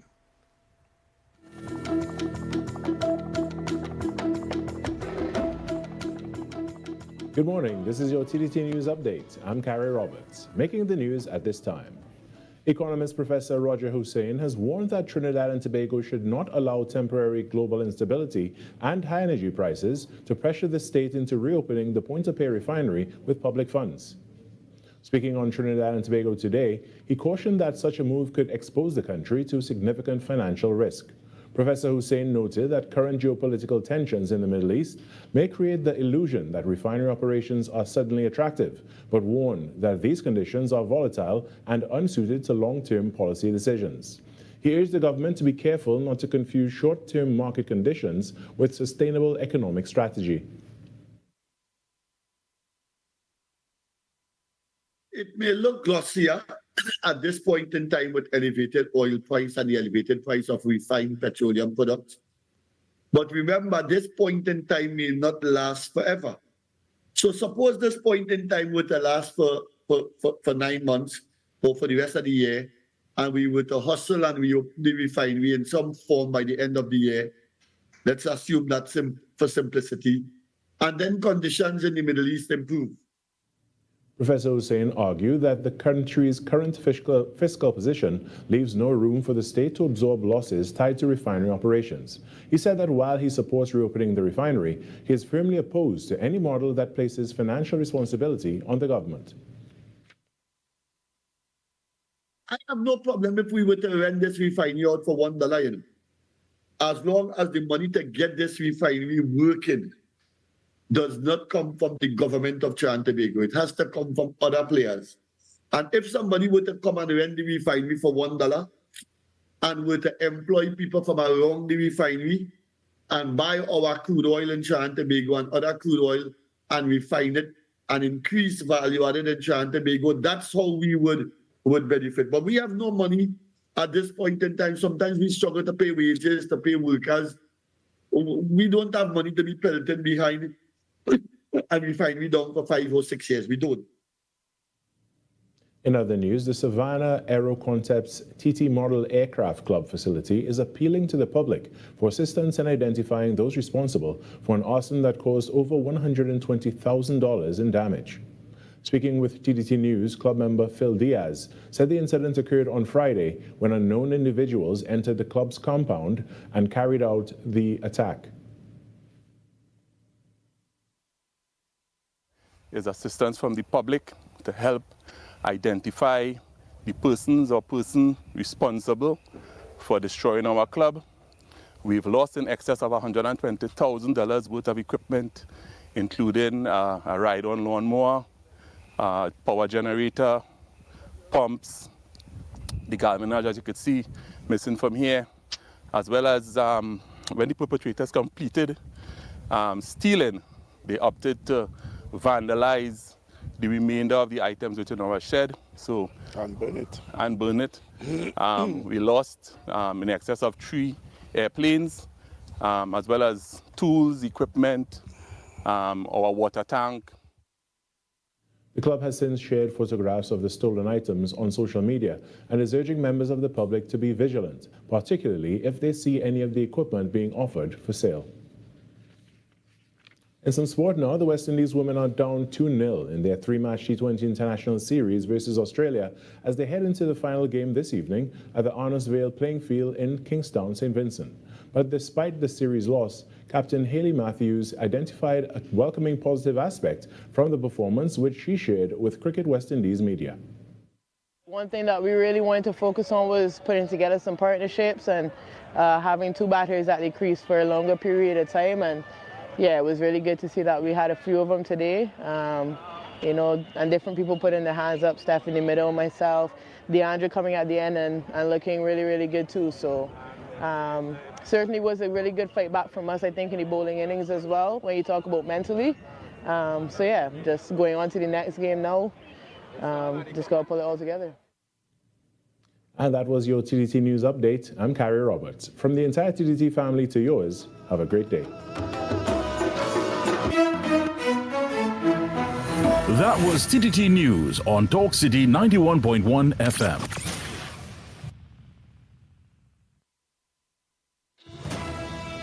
Government has officially granted a lease for lands in Chaguanas, bringing closure to a matter that remained unresolved for over 2 decades. Minister of Land and Legal Affairs and Minister in the Ministry of Agriculture and Fisheries, the Honorable Saddam Hussein, confirmed that Cabinet approved the lease on February 26, 2026.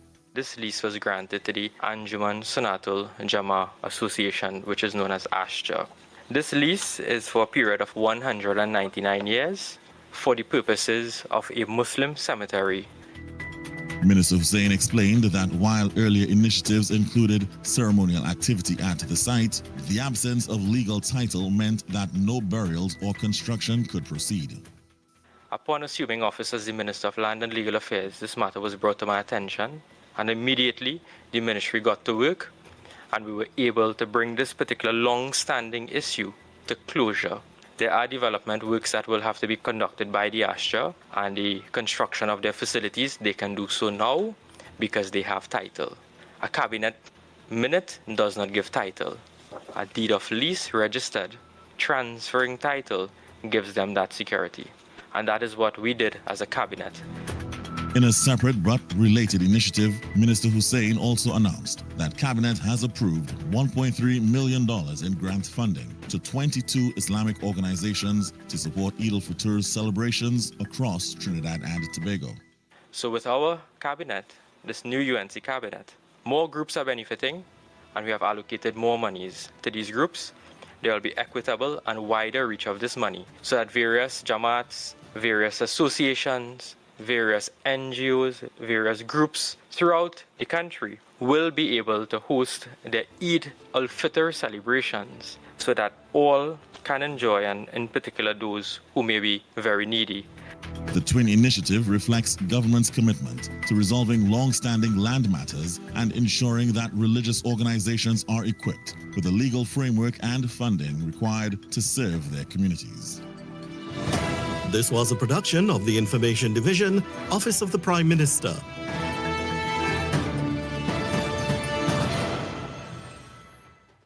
Talk City 91.1. Bigger, bolder, and more powerful than ever before. A brand new era of talk radio is here.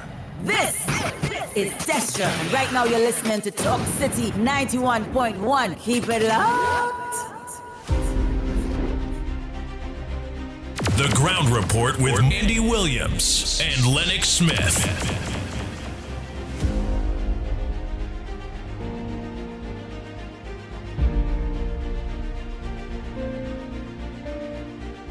Oh boy, oh boy, oh boy. So we did discuss that whole issue of Hilton.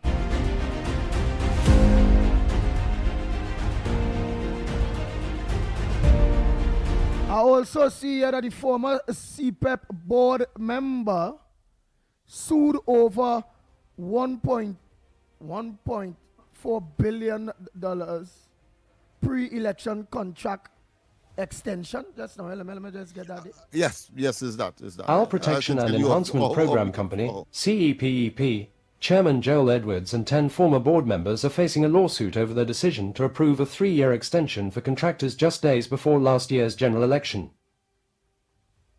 On Thursday, lawyers representing CEPEP, led by senior counsel Anand Ramlogan, filed the case alleging breach of fiduciary duty, negligence, and deceit by the former board. This is the first lawsuit launched by the current United National Congress, UNC, coalition government over decisions taken by a state board under the previous People's National Movement, PNM, administration. The defendants are Edwards, Geeta Rampersad, Kurt Bernard, Thomas Sanwa, Wendell Williams, Yinka Jagbir Garcia, Camille Hussain, Maurissa Smith, Robert Lee, Brian Rock, and Michael Seals. CEPEP is seeking significant compensation, including having Edwards indemnify the company for any liabilities arising from the mass termination of contracts by the current government in June last year. According to court filings obtained by Guardian Media, in late March 2023, an official from the Ministry of Local Government and Rural Development approached CEPEP Chief Executive Keith Eddy regarding the contract renewals. The filing claims Eddy consulted Edwards, who allegedly assured him that Cabinet had approved the renewals. The lawsuit states that Eddy was also contacted by former Minister Faris Al-Rawi, who requested that the renewals proceed but did not provide any written approval. The former board, relying on Edwards' representations, approved the extensions in round-robin vote days before the April 28th election. Seals abstained from approval but did not raise objections. CEPEP alleges Edwards made false representations and used deceit to secure the renewals, which could have resulted in approximately $1.4 billion in expenditure. In each case, Mr. Edwards acted dishonestly, knowing the statements were false or misleading, or at least made them recklessly without genuine belief in their truth, the company's lawyers said. The lawsuit further claims Edwards failed in his duty under the Companies Act by not seeking legal advice or considering the financial implications of the renewals before presenting them for board approval. He failed to ascertain or disclose to Mr. Eddy and the other directors critical financial details including JECTED costs, funding sources, cash flow profiles, and termination exposure, preventing informed judgment, the filing state. Nice. Let me see Lennox Smith. So the government is suing these board members, right, which I want to believe, oh boy, which now, if they lost that case, these board members had to fine $1.4 billion. That a fine damages. Of course, the court will determine that. Yes. Well, this is a very serious precedent being set with board members now. That is a precedent was set for all board of directors that are on state boards, you know. Of course, and that where is if what they is make required bad decisions, they have to pay back with their money, you know. Yeah. Notice the reference we made with respect to Train 1, for example. All what that transpired there is that the chairman there was transferred to as the ambassador to Suriname. Remember that? When, of course, some of them frontally said, listen, I want security to sign on this money that they know would have been unnecessary, and there was a lot of internecine quarreling and recriminations, but the instructions was given from high up, the level of the cabinet. But but that case with that train 1 or 2 is train what one did they pay for? 2? Train 1, yeah, train 1, so, over 200 million. Right, yes. so it couldn't function, it couldn't, yet still they spend money, so they say, to maintain it, to get some kind of advantage, which of course would have come anyway, the advantage that they eventually said that they got from it. All right, so the time passed, so the statute bar passed for that, whereby for the government to be able to sue that board for their role in throwing away 200 and something million? Well, I don't think so, and if it is pretty close, but I would not doubt, having regard to the deafening silence of the present administration and the utterances of the Attorney General, that may be the other, I would not be surprised, the other matter that will find itself in the civil court system. Nice. Did you get that meeting for us with the Honorable Attorney General? Because it has some things that we need to raise I have pursued it, and I expect that information will be brought will return, where of course we'll set up a date and time. Wow. I will love that to happen, whereby a precedent will be set, where all board members will understand and will have to understand that after they make various decisions, politicians can leave them in the open for they to end up now having to lose their homes, their cars. If they have anything, they could lose it because the money will have to be retrieved from them. Yes, that's right. Wow. Yeah, that's right. Yeah, I mean, this is serious business because the CEO has made it very categorical that he was taking instructions from persons from whom he ought to rightfully given the chain of command to take instructions from, which of course is both the previous minister and that of the chairman of the board, who were intrinsically involved. Of course, the matter is sub judice. We don't want to try it at this stage, only to put in perspective and what is in the public domain to share with the public. Which is Trinidad and Tobago, the former CPEP board members are sued for over $1.4 billion pre-election contract extensions. That's on the, what page is this? On the essentially the claim is that no instructions was given by the cabinet to so do, and therefore they did it on their own volition and should be held accountable and culpable. Nice. A Grandi man was gunned down after preventing a fight at a bar.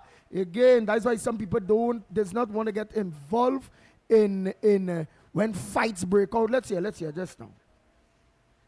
Old Shaquille Aaron Lane, better known as Shaq, who was shot and killed after preventing a fight between two women at Cypress Bar on Eastern Main Road, Sangre Grande, early yesterday morning. Lane, a Wassa construction worker, PH driver and security guard, had gone to the bar around 2:30 a.m. to collect some women he had dropped off at a fete earlier. While there, he saw two females about to fight and intervened. This led to an altercation with a man associated with one of the women. According to an eyewitness, Lane left the bar and was standing outside when the man returned in a 7-seater vehicle with a gun pointed at Lane's head. The man reportedly asked Lane if he knew what this is before opening fire. Lane was shot multiple times, including in the head, and collapsed instantly.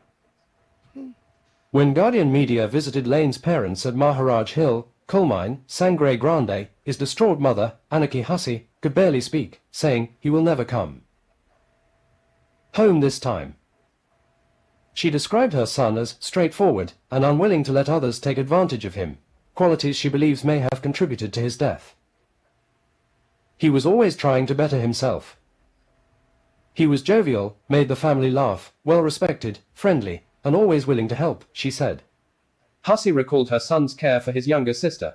If she didn't arrive on time, he would say, "Mummy, don't worry, I will call her and pick her up." He was never too busy to do something for his family. He was brought up to be kind and loving, and he carried that into adulthood. "I don't know who I will call now." She said she leaves judgment in the hands of God but urged witnesses to come forward to assist the police. She also expressed her belief that reinstating the death penalty might curb the merciless and senseless killings that continue to plague the country. Guardian media observed that tents were being erected at the family home at Maharaj Hill, Coal Mine, Sangre Grande, in preparation for Lane's wake. Wow, boy. So the man just get involved and blot out a head, boy.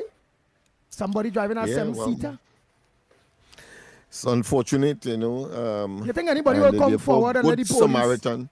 And obviously, if the person who shoot concerns one of the women, meaning people within the vicinity there will know who is the person that shoot the man. So you think anybody will go as a witness or give a statement that they see that individual there is who point the gun and shoot the man? Does it have any camera footages to show that? And would camera footage stand up in the court if it is actually could see the person that pulled the trigger, face, everything? Well, with respect to the latter, there is legislation that is being pursued or contemplated to make, of course, incidents like this captured on camera be part and parcel of the witness or the evidence for matters such as this. With respect, of course, to persons coming forward, having regard to the phobia and the fear of people with respect to getting involved at all, I am not optimistic that will happen. So you don't think they will come forward? Maybe you was there and you saw that that killing there and you see who pulled the trigger and you know the face well, Lennox Smith, would you have go forward and let the police know who is the person you see pull the trigger? I may not have gone, but if I am approached, well, you know, that's a different story.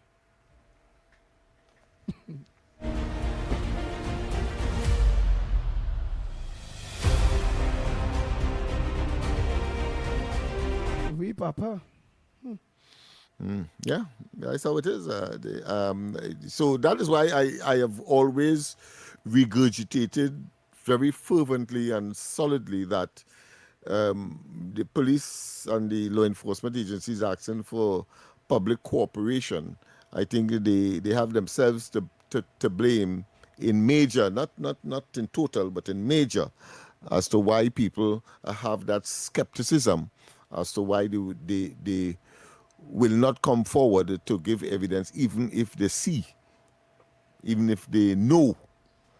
And that is something we have to grapple with and give people the confidence from the police side, because we look at the whole question of police association with the elements that may be part of the perpetration. And then, of course, we look at the inability to secure conviction. And then we have a very poor record of witness protection. All of those combined tells you, well, listen, it does not pay to be civic-minded.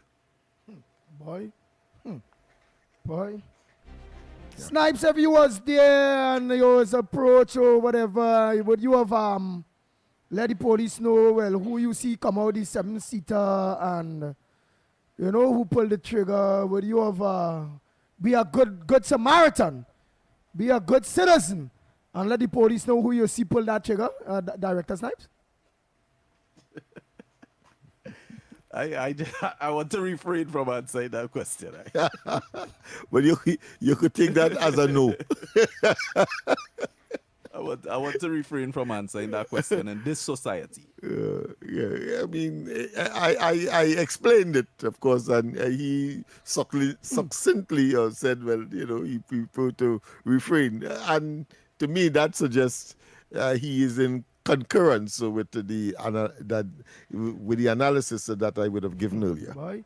So that's supposed to show everyone in Trinidad and Tobago. Let me say a But I pleasant can good ask morning. you the same question, Andy, before you go further. What you would have done? Wait, let me organize here because it have people on the lines that I had to take some callers here. People calling, man. You have people on the line now. But go ahead. Bring them forward. We accept that. Yeah. Morning caller. Where are you calling from? What's your contribution on the ground report this morning? Good morning to the Magnificent Tree. You know I calling from Grandy Andy. Yeah. Two things I want to think what you're debating there. The first thing is the Hilton Hotel. The Hilton Hotel, now you have to remember, is owned by the Trinidad and Tobago government. They're just using the brand Hilton, right? And because it's an American brand or American company, we had to pay them in US currency. If it was Ghanaians running it, we'd be making a lot of money because the Ghanaians money is much to ours.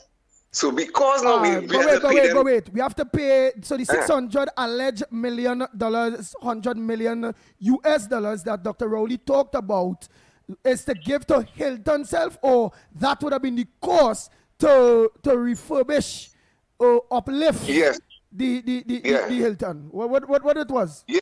Because you're talking about we had to pay the brand. Is to uplift the Hilton because remember the hotel. Right, but by Hilton self, but by Hilton self, because you said the US money, or by Trinidad and Tobago locals.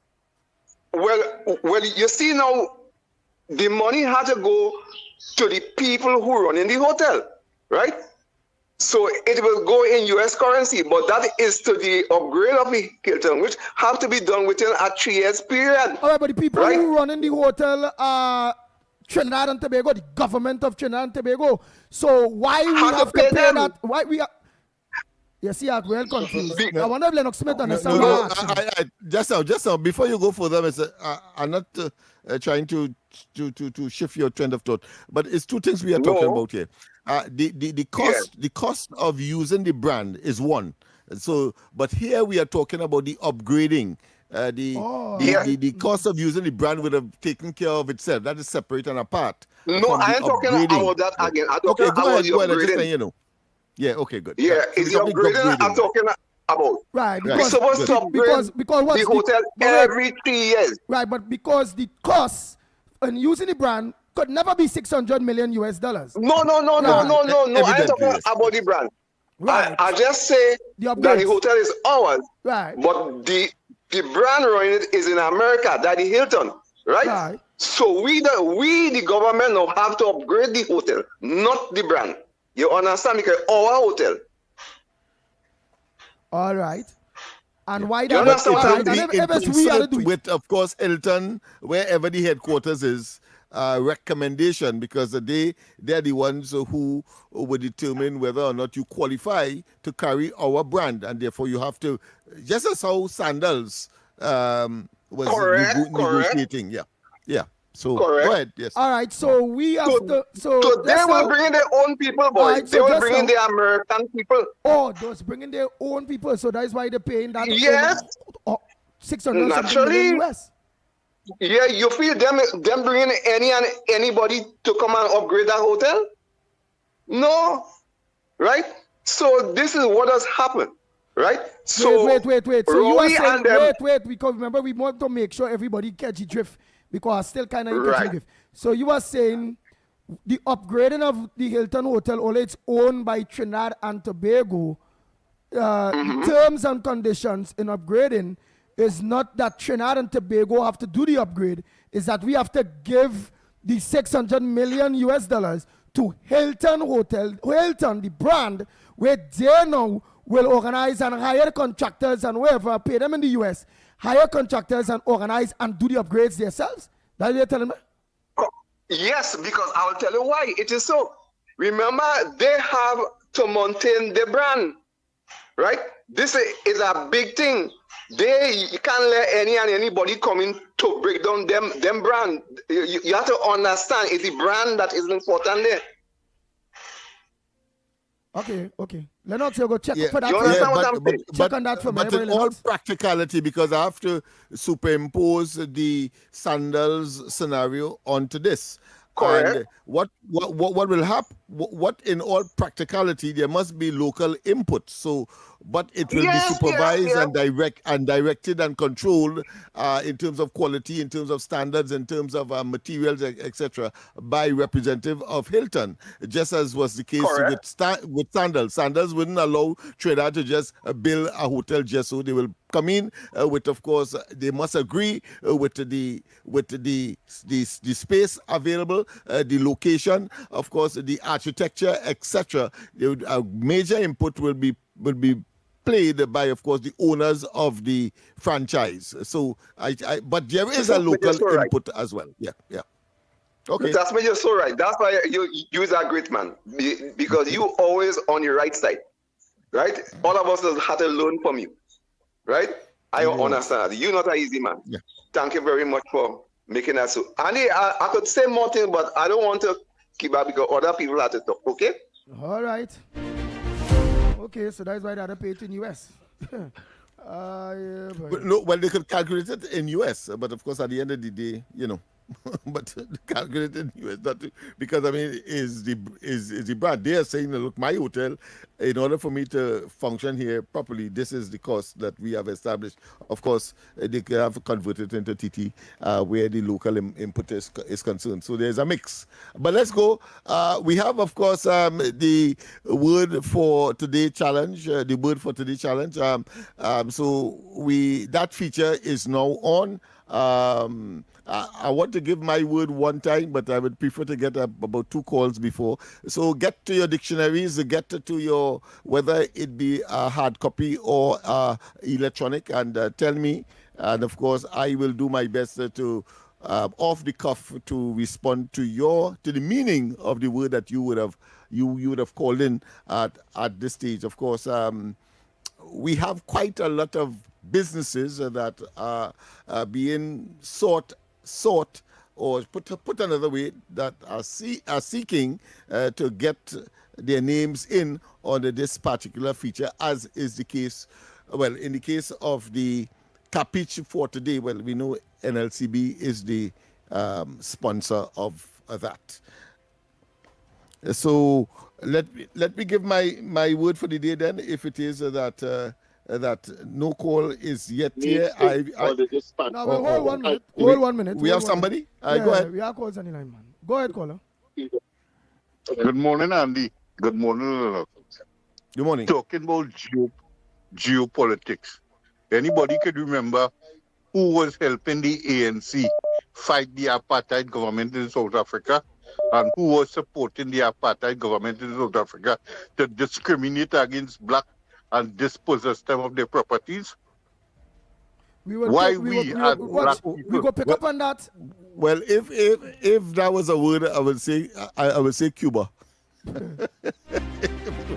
But this is the word challenge feature, so he come with a whole dissertation. All right, okay, Cuba. So what is the word for today? Yeah, the word for today, tangible. Most people would know that. I didn't want to go too complex this morning. Tangible meaning that, of course, something you could feel, touch, something is practical, something that you can identify with in very practical way, right? Tangible. Wow. Yes, that is the word of the day. But I didn't get a call yet from somebody to give me a word to challenge me. The challenge part of the exercise would not be completed unless you give me a word. So I could say, yes, I know the meaning, or no, I don't know the meaning. Go ahead, caller. Word for today. Yes. Give Lennox Smith a word. Right. Let's see if you know the meaning or you don't know the meaning. Right. I have a word from Mr. Smith. Go ahead. The word is extra sensory perception. It is spelled in one. And it is spelled this way. Go ahead. You listen to me. Mm-hmm. EXTRA, right? SENSORYPERCEPTION. ESP. But it is spelled in one. So I want to know what is the meaning of that word. Yeah, extrasensory perception, meaning that you have senses beyond your 5 senses, right? So things that you may just out of the blues, you may have some kind of vision, some kind of notion. So extrasensory perception. So you have that kind of perception. That is what my interpretation of that word is. All right, let's get next caller. Morning, caller. Morning. Yes, what's the word for today that you will ask Lennox? Let's see if he knows the meaning. Despicable. Despicable. Does Lennox recognize that word despicable? Because he pronounces it despicable. All right, I like you. You remember the man? You remember me of the man who said that I pronounced a word some time ago, and then of course using the local dialect to express it. So I had cause to tell him that if you go to Jamaica and you tell them that the word is not boy, is boy, and see if they run you out of Jamaica. So you have to be able to apply the dialect, you see. This despicable, it means horrendous, nasty, not conforming with normal morals and so on. Despicable. Yeah. All right. Next caller. Morning. Hello. A pleasant good morning, Andy. Hi, good morning to you, Miss Anne Brown here. Mr. Lennox, Director Snipe. Good morning. Mr. Lennox, when you were speaking on the topic of oil, the word you were trying to remember is the Strait of Hormuz. Yes, the Strait of Hormuz. That's right. Yes. And my word for today is effervescent. EFFERVESCENT. Have a blessed day, gentlemen.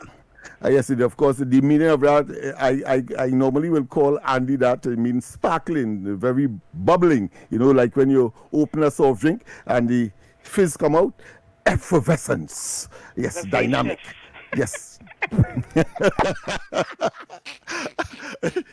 Some people are amazed, but I think I have a knack for that. So you would, I suppose people, and I want, very important, I want the school, the children, whether you at university, whether you're at secondary or primary, to take note and please call in and it's a good exercise. Have your dictionary close by, whether it be a hard copy, as I said, or an electronic one, and let's do the test, because the more expansive your vocabulary is you are able to express yourself even better. And Go ahead, more caller. perfect. Yes. Last one. Morning, Lennox. Morning, Andy. What's the word? Good morning.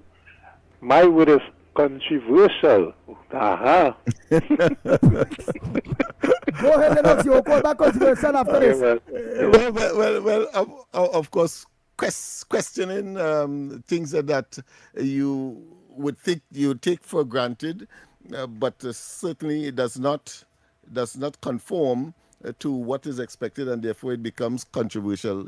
And that's essentially what that is. But we always see him as controversial as well, because he never conforms to what is expected, and therefore the what one expects is not what you will get or what you understand, and therefore it becomes a controversial issue. That's something like Dr. Rowley. Nice. I hope you write down those words and them and have them. All what it is the people said, make sure you have them down, so we'll have an idea of every day what was the words that was asked upon you, and what was the word you give for the day. Okay, so Trinidad Tobago. So the word for me is tangible. Tangible. Tangible, meaning that put your hands on. All right. Tangible. Yes. So we have come to the end of that feature. Yes. Okay. And we go for a quick break and come back. When we come back more right here on the Ground Report, we'll be back. Your stories, your communities, your country. TTT News is everywhere, on the ground, across Trinidad and Tobago, and on every smart device. TTT News, nightly at 7. TTT News, committed, accurate, relevant. Tune in to the Holy Trinity Cathedral program on Talk City 91.1 FM every Wednesday at 9 p.m. Mark your calendar. It's a great way to stay connected with the spiritual reflections, uplifting messages, and community updates right here with us on Talk City 91.1 FM. This isn't just radio. This is your voice, your city, your platform. Who else? Talk City 91.1, where the conversation begins. This is Destra. And right now you're listening to Talk City 91.1. Keep it loud. Bang, bang, bang. Bang, bang, bang, bang, bang, bang. Trinidad and Tobago, we are back. How time flies, eh? Time check. It's 37 minutes past the hour of 8 o'clock, and you're listening to the Ground Report. On the Talk City 91.1 FM, and you're also viewing us and listening to us on our several social media platforms. Nice. So now the lines are open to you, Trinidad and Tobago. Your voice notes and your calls are open. What's on your front burner this morning? You heard the various front burners in which we raised there, right? Which is the Hilton and that cost. All right, let me just take this this voice note here. Andy, see if you could get in touch with Nasser Hussein. He was a forester in Forestry Department. We used to work together. And let him know what's going on with that piece of estate. That is part of the Komoto Savannah. That is an ecosystem piece of land here.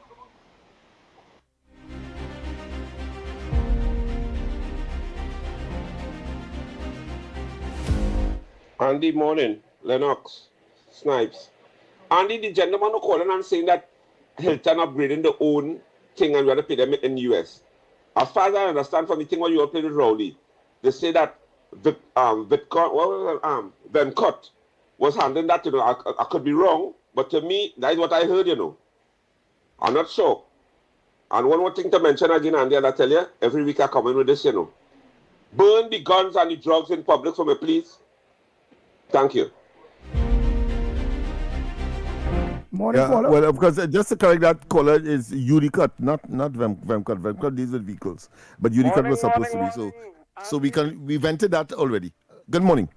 Morning, Lennox, Andy, director, and all the listeners. I'm back inside again. A second contribution for the morning. Mm-hmm. Let us congratulate the government for bringing a lawsuit against the CPEP board. Now, precedent has been set already with respect to the life sport board, where they were found wanting with respect to fiduciary duties, right? So said, so done. Now, we have to listen carefully to our Attorney General. We know the playbook. I'm coming for you, and you. Who was the AG that brought the court action against the people in the Piarco airport? It was JJ, right? With advice from and former Attorney General, a fellow by the name of Ramesh. 2, look what happened when the lawsuit was filed against Malcolm Jones, who was the executive chairman. KCR said, no, you can't file it against one person. You have to file things about the whole board. The end result is they get a 2x4 legal opinion from a fellow by the name of Casey Nelson, and they pull it off. Likewise, when Ken Julian had to account, they pull it off too. So this time, I believe people who squander taxpayers' money will be held accountable. And I believe the former AG, Anand Ramblegan, is prosecuting this case. He has the experience with the Malcolm Jones. He has the appearance of what loophole the PNM could try.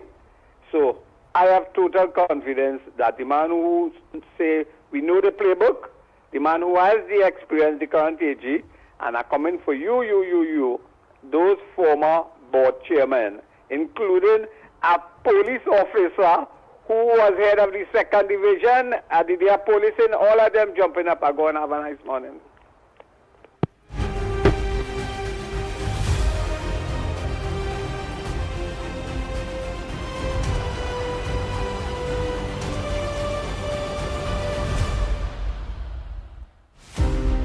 nobody here. So Lennox revealed the news that the refinery could be open as soon as at the end of this year. Now that for me is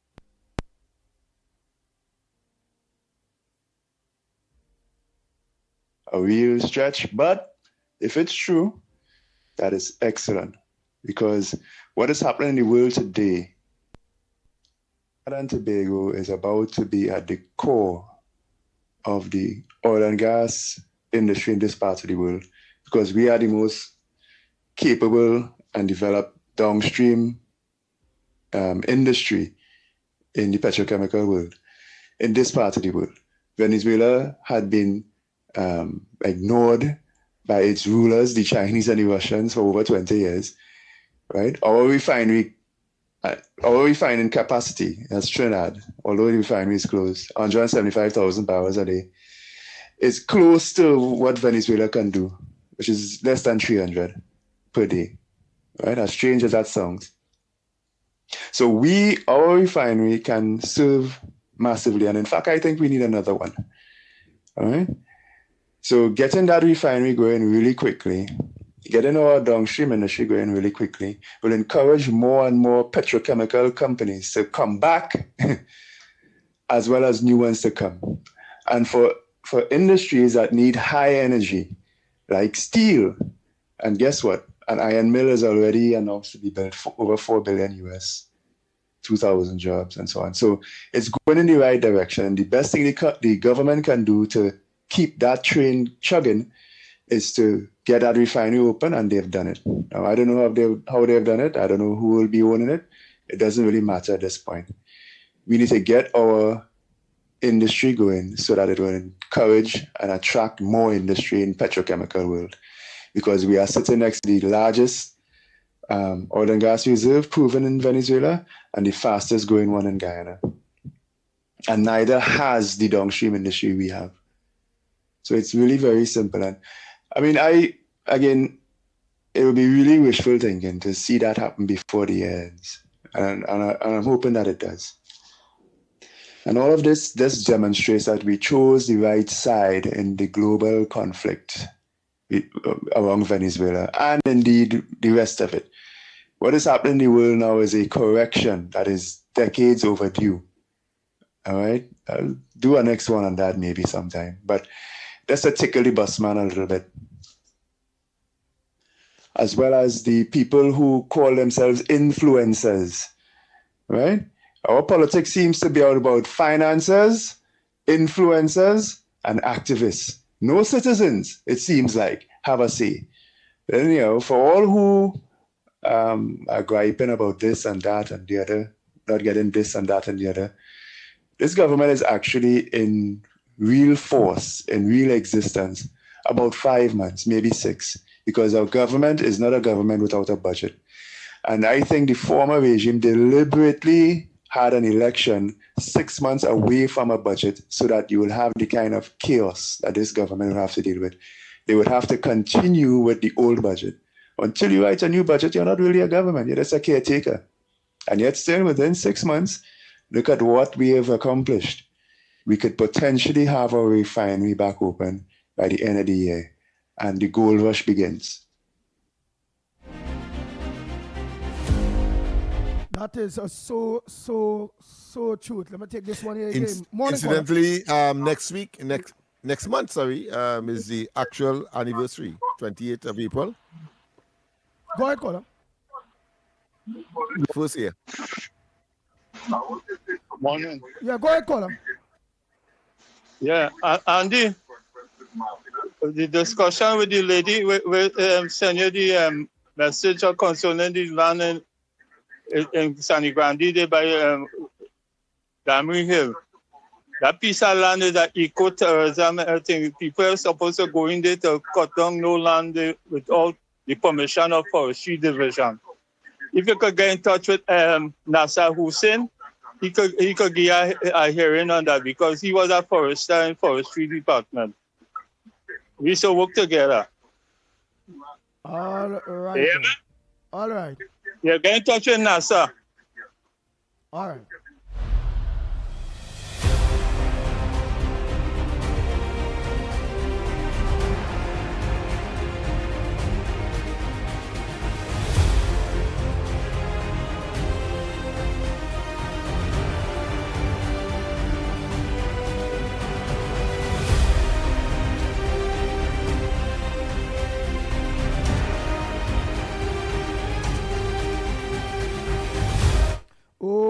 boy.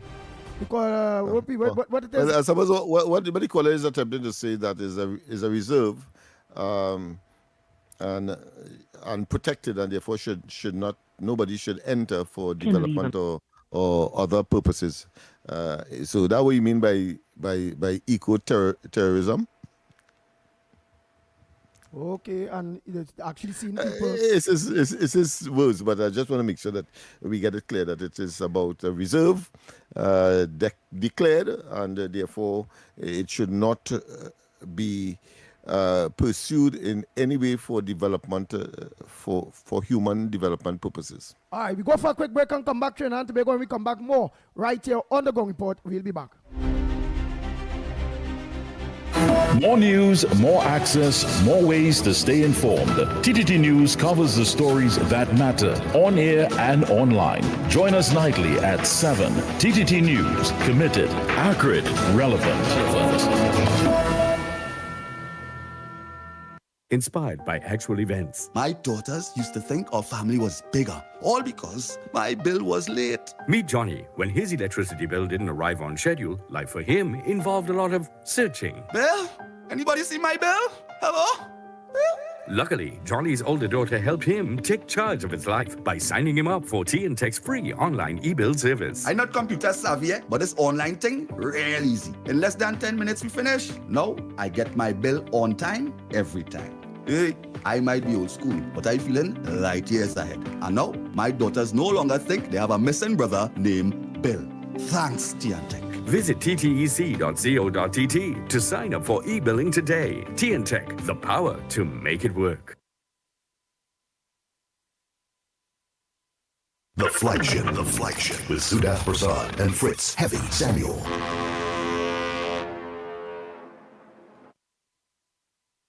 The microphones are down and the boots are laced up. This Good Friday, the top media houses of Trinidad and Tobago are stepping off the air and onto the field. Get ready for the Intermedia Football Cup 2026. Come out and rep your favorite media personalities as they clash for football glory and bragging rights. The best part? It's free. So bring the family, bring your coolers, and don't forget your vibe. Friday, April 3rd, Police Barracks, St. James. It's football, energy, and excitement. Kickoff at 11 a.m. The Intermedia Football Cup 2026, powered by TTT Limited. For more information, love, follow us on social media at TTT Live Online. No glass bottles allowed. Intermedia Football Cup 2026.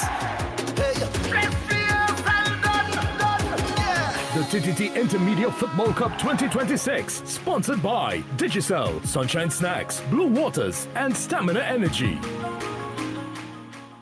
This is Destra, and you're listening to the Ground Report on Talk City. Keep it locked. Bang, bang, bang, bang, bang, bang, bang, bang, bang.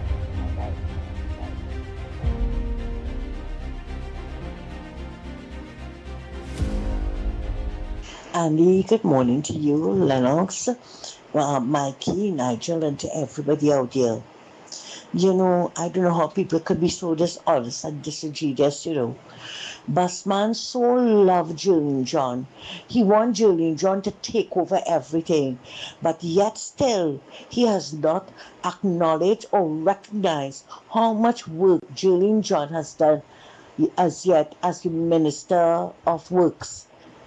Julie John told us how many potholes and everything that she has patched.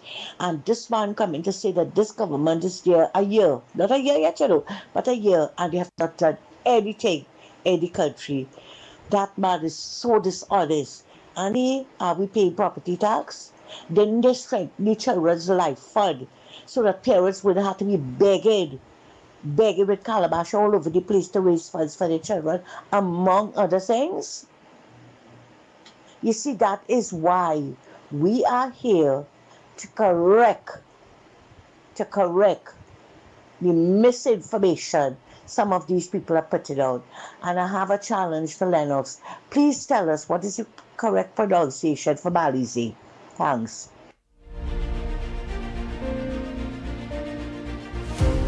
What is the correct pronunciation for Balize, Lennox, man? she pronounced it, but I suppose we would have called it a very particular name when we talk about, of course, blood money and there's a word that I was using very frequently during the campaign. No, but I don't think that that is Balize is the proper pronunciation for it. I don't think that is the proper pronunciation. Balize, BALISIE R, I believe it is something like that. But it's sounding more like Frenchish as well as Portuguese. So I really can't. I really have not focused on the word itself, but I know it's Balize. Maybe because of pianist you said you never studied that as a word. Anyhow, call a morning. I know that Balize. Morning, Andy. Morning, Lennox. SIER. Yeah. Morning, Andy. Morning, Lennox. Andy, a singer for the last 9 years plus. I hear the anniversary the 20th next month. I hope somebody could take it in consideration and marry me. Because I suffer for the last 9 years plus. I know who could be that good minister in the cabinet. Single, you have to continue that voice. What is this? You have to continue with what? Go ahead, continue with it. All right, Andy. April the 20th is the anniversary. I'm looking for somebody to put a ring on my finger because I suffer for the last 9 years plus. And I was out there getting tear gas and balling. And I remember me, Andy, you was running and the young one was running along, boy. You was balling for me eyes, boy. Yes. Well, I'm looking for a little help. I'm looking for a little help, boy, Andy, boy. I suffer for the last 9 years plus under the last regime. And my people on them Wi-Fi 1012 for, they're like they're blowing black smoke on me. I hope they can put a ring on my finger next month, the 20th. Bless all the ritual safe, eh? Love. Only on the ground report. Just force you to be out of character. Man, looking for somebody to marry them, boy. What I'm telling you, boy, that man ain't good in the head, you know. Norris always say that. Norris say. Andy, I know what telling all you that man is a madman. Maybe they look at the married to the voice. But I don't think. Anyhow, let me not say anything about that. Yes, so. What again we have? Busman earlier, Andy, when he made his contribution, talked about, as Ms. Santa Cruz rightly observed, that he's giving commendation to the minister responsible for the clearing up of potholes, having made decisions and having been working. But he said that for the last year, nothing has been done as far as potholes is concerned. But what I thought was hilarious, he usually will give you these kinds of ludicrous statements. He said that vehicles going down in these potholes and they're losing their tires, but and the tires come off. But he does use bus. I wonder what happens there. Boy, boss man really mad, you know. Let me hear really and truth, but the man saying truth. Let me hear what boss man saying truth, boy. I'm going back to play that because I say, well, he does use bus. I want to know if the same buses go down the same pothole and lose the tires. Now I had to play back that, boy, because I really did hear that and I know I was going to ask you about that. I really was going to ask you, but I never hear about nobody hit a hole and the whole tire gone, he's saying. Gone, he's saying. So the car going one way and the man who's steering or who's the driver watching the tire somewhere on the right of him, either going ahead of him or the side of him or the back of him in the rearview mirror. I don't know. That's my interpretation. Dino pothole, that crate. I can understand. A canyon. But go ahead. Boy, let me not study. Let me go back here now to the paper and say that some other things that are very, very interesting. Very, very interesting. Listen, and this to me, I start to watch it a little different now, even a little more different now. Boy. But listen to news. Riddled with bullets. Murdered business. Omay of murdered businessman's son riddled with bullets. Guy's Trace, North Oropouche, on Saturday evening. Pen fire on the home of the son of murdered businessman Danny Guerra at Guy's Trace, North Oropouche, on Saturday evening, leaving residents shocked and concerned. No one was injured, but the house was riddled with bullets. Residents said the property is located within a gated community with controlled access, requiring identification for entry. They questioned how the gunmen gained access, noting that the main gate is the only entry point. Neighbors are calling on police to question the security guard on duty. Some residents said they are now living in fear following Guerra's killing at his office in Vega de Oropouche and added that his family has been forced to limit their movements for safety. One resident said tensions remain high and warned the situation could escalate further. Guardian Media was unable to gain access to the gated community during a visit. Police investigations into the shooting are ongoing. Home of murdered businessman's son riddled with bullets.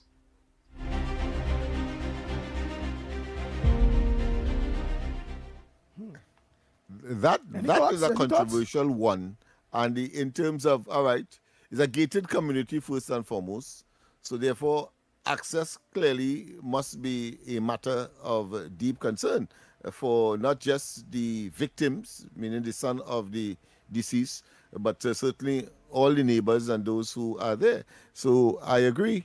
But if you were a security guard at the entrance of that gated community and fellas who are that desperate and show that kind of armament, what you gonna do? No, well, will they show that before the guard let them enter? Well, because I doubt they will do that. I have to assume that is a scenario. No, well, I doubt that because here, why again? Waiting that time, all right, let me say they show the aggression before and make the guard order them to enter. Is it that they leave one of the boys approach the guard, they went in, sit down like if he's a guard too, one of the boys with a gun to the guard press the gate open, while they're there to make sure the guard ain't call police to let them know, well, look, man, going in there without any approval or anything, that they just going in. Then they go there, they shoot up, and then what, they come back out? Or the other very simple explanation, the guard may not have been there at all. Very simple. May not have been there at all. So, but of course, the investigation will reveal whether or not the guard was on duty, and then of course the other things will fall into place. But certainly the incident itself is a very concerning one, because as we know it in the East Port of Spain area, Laventil and so on, when that starts, it means therefore there are other things that are going to happen, follow up and all kinds of revenge and so on and so forth. So brace for that. Anyhow, it's 9 o'clock. I'm giving of my own, of the experience that I know. All right, so Trinidad and Tobago coming up next. Off the record with Mr. X and our good friend Stefan. So until tomorrow morning, please go. Don't forget tonight, Corridor Transformation with yours truly, Lennox Smith from 8 o'clock. Trinidad and Tobago again, remember, so long as the holiday falls between the Monday to Friday, we will be working. If it's Saturday, Sunday, well, no. Right? So until tomorrow morning, please God, on behalf of the Ground And Report just to team. say, definitely tonight, Corridor will be on. We'll have a special, during the course of the evening, we will be promoting the Corridor back on stream in earnest from tonight. Wow. We are out of here. Your news, anytime, anywhere. TTT News brings you the facts that matter most, on air and online. More ways to stay informed. TTT News covers the stories that matter. Join us nightly at 7. TTT News, committed, accurate, relevant.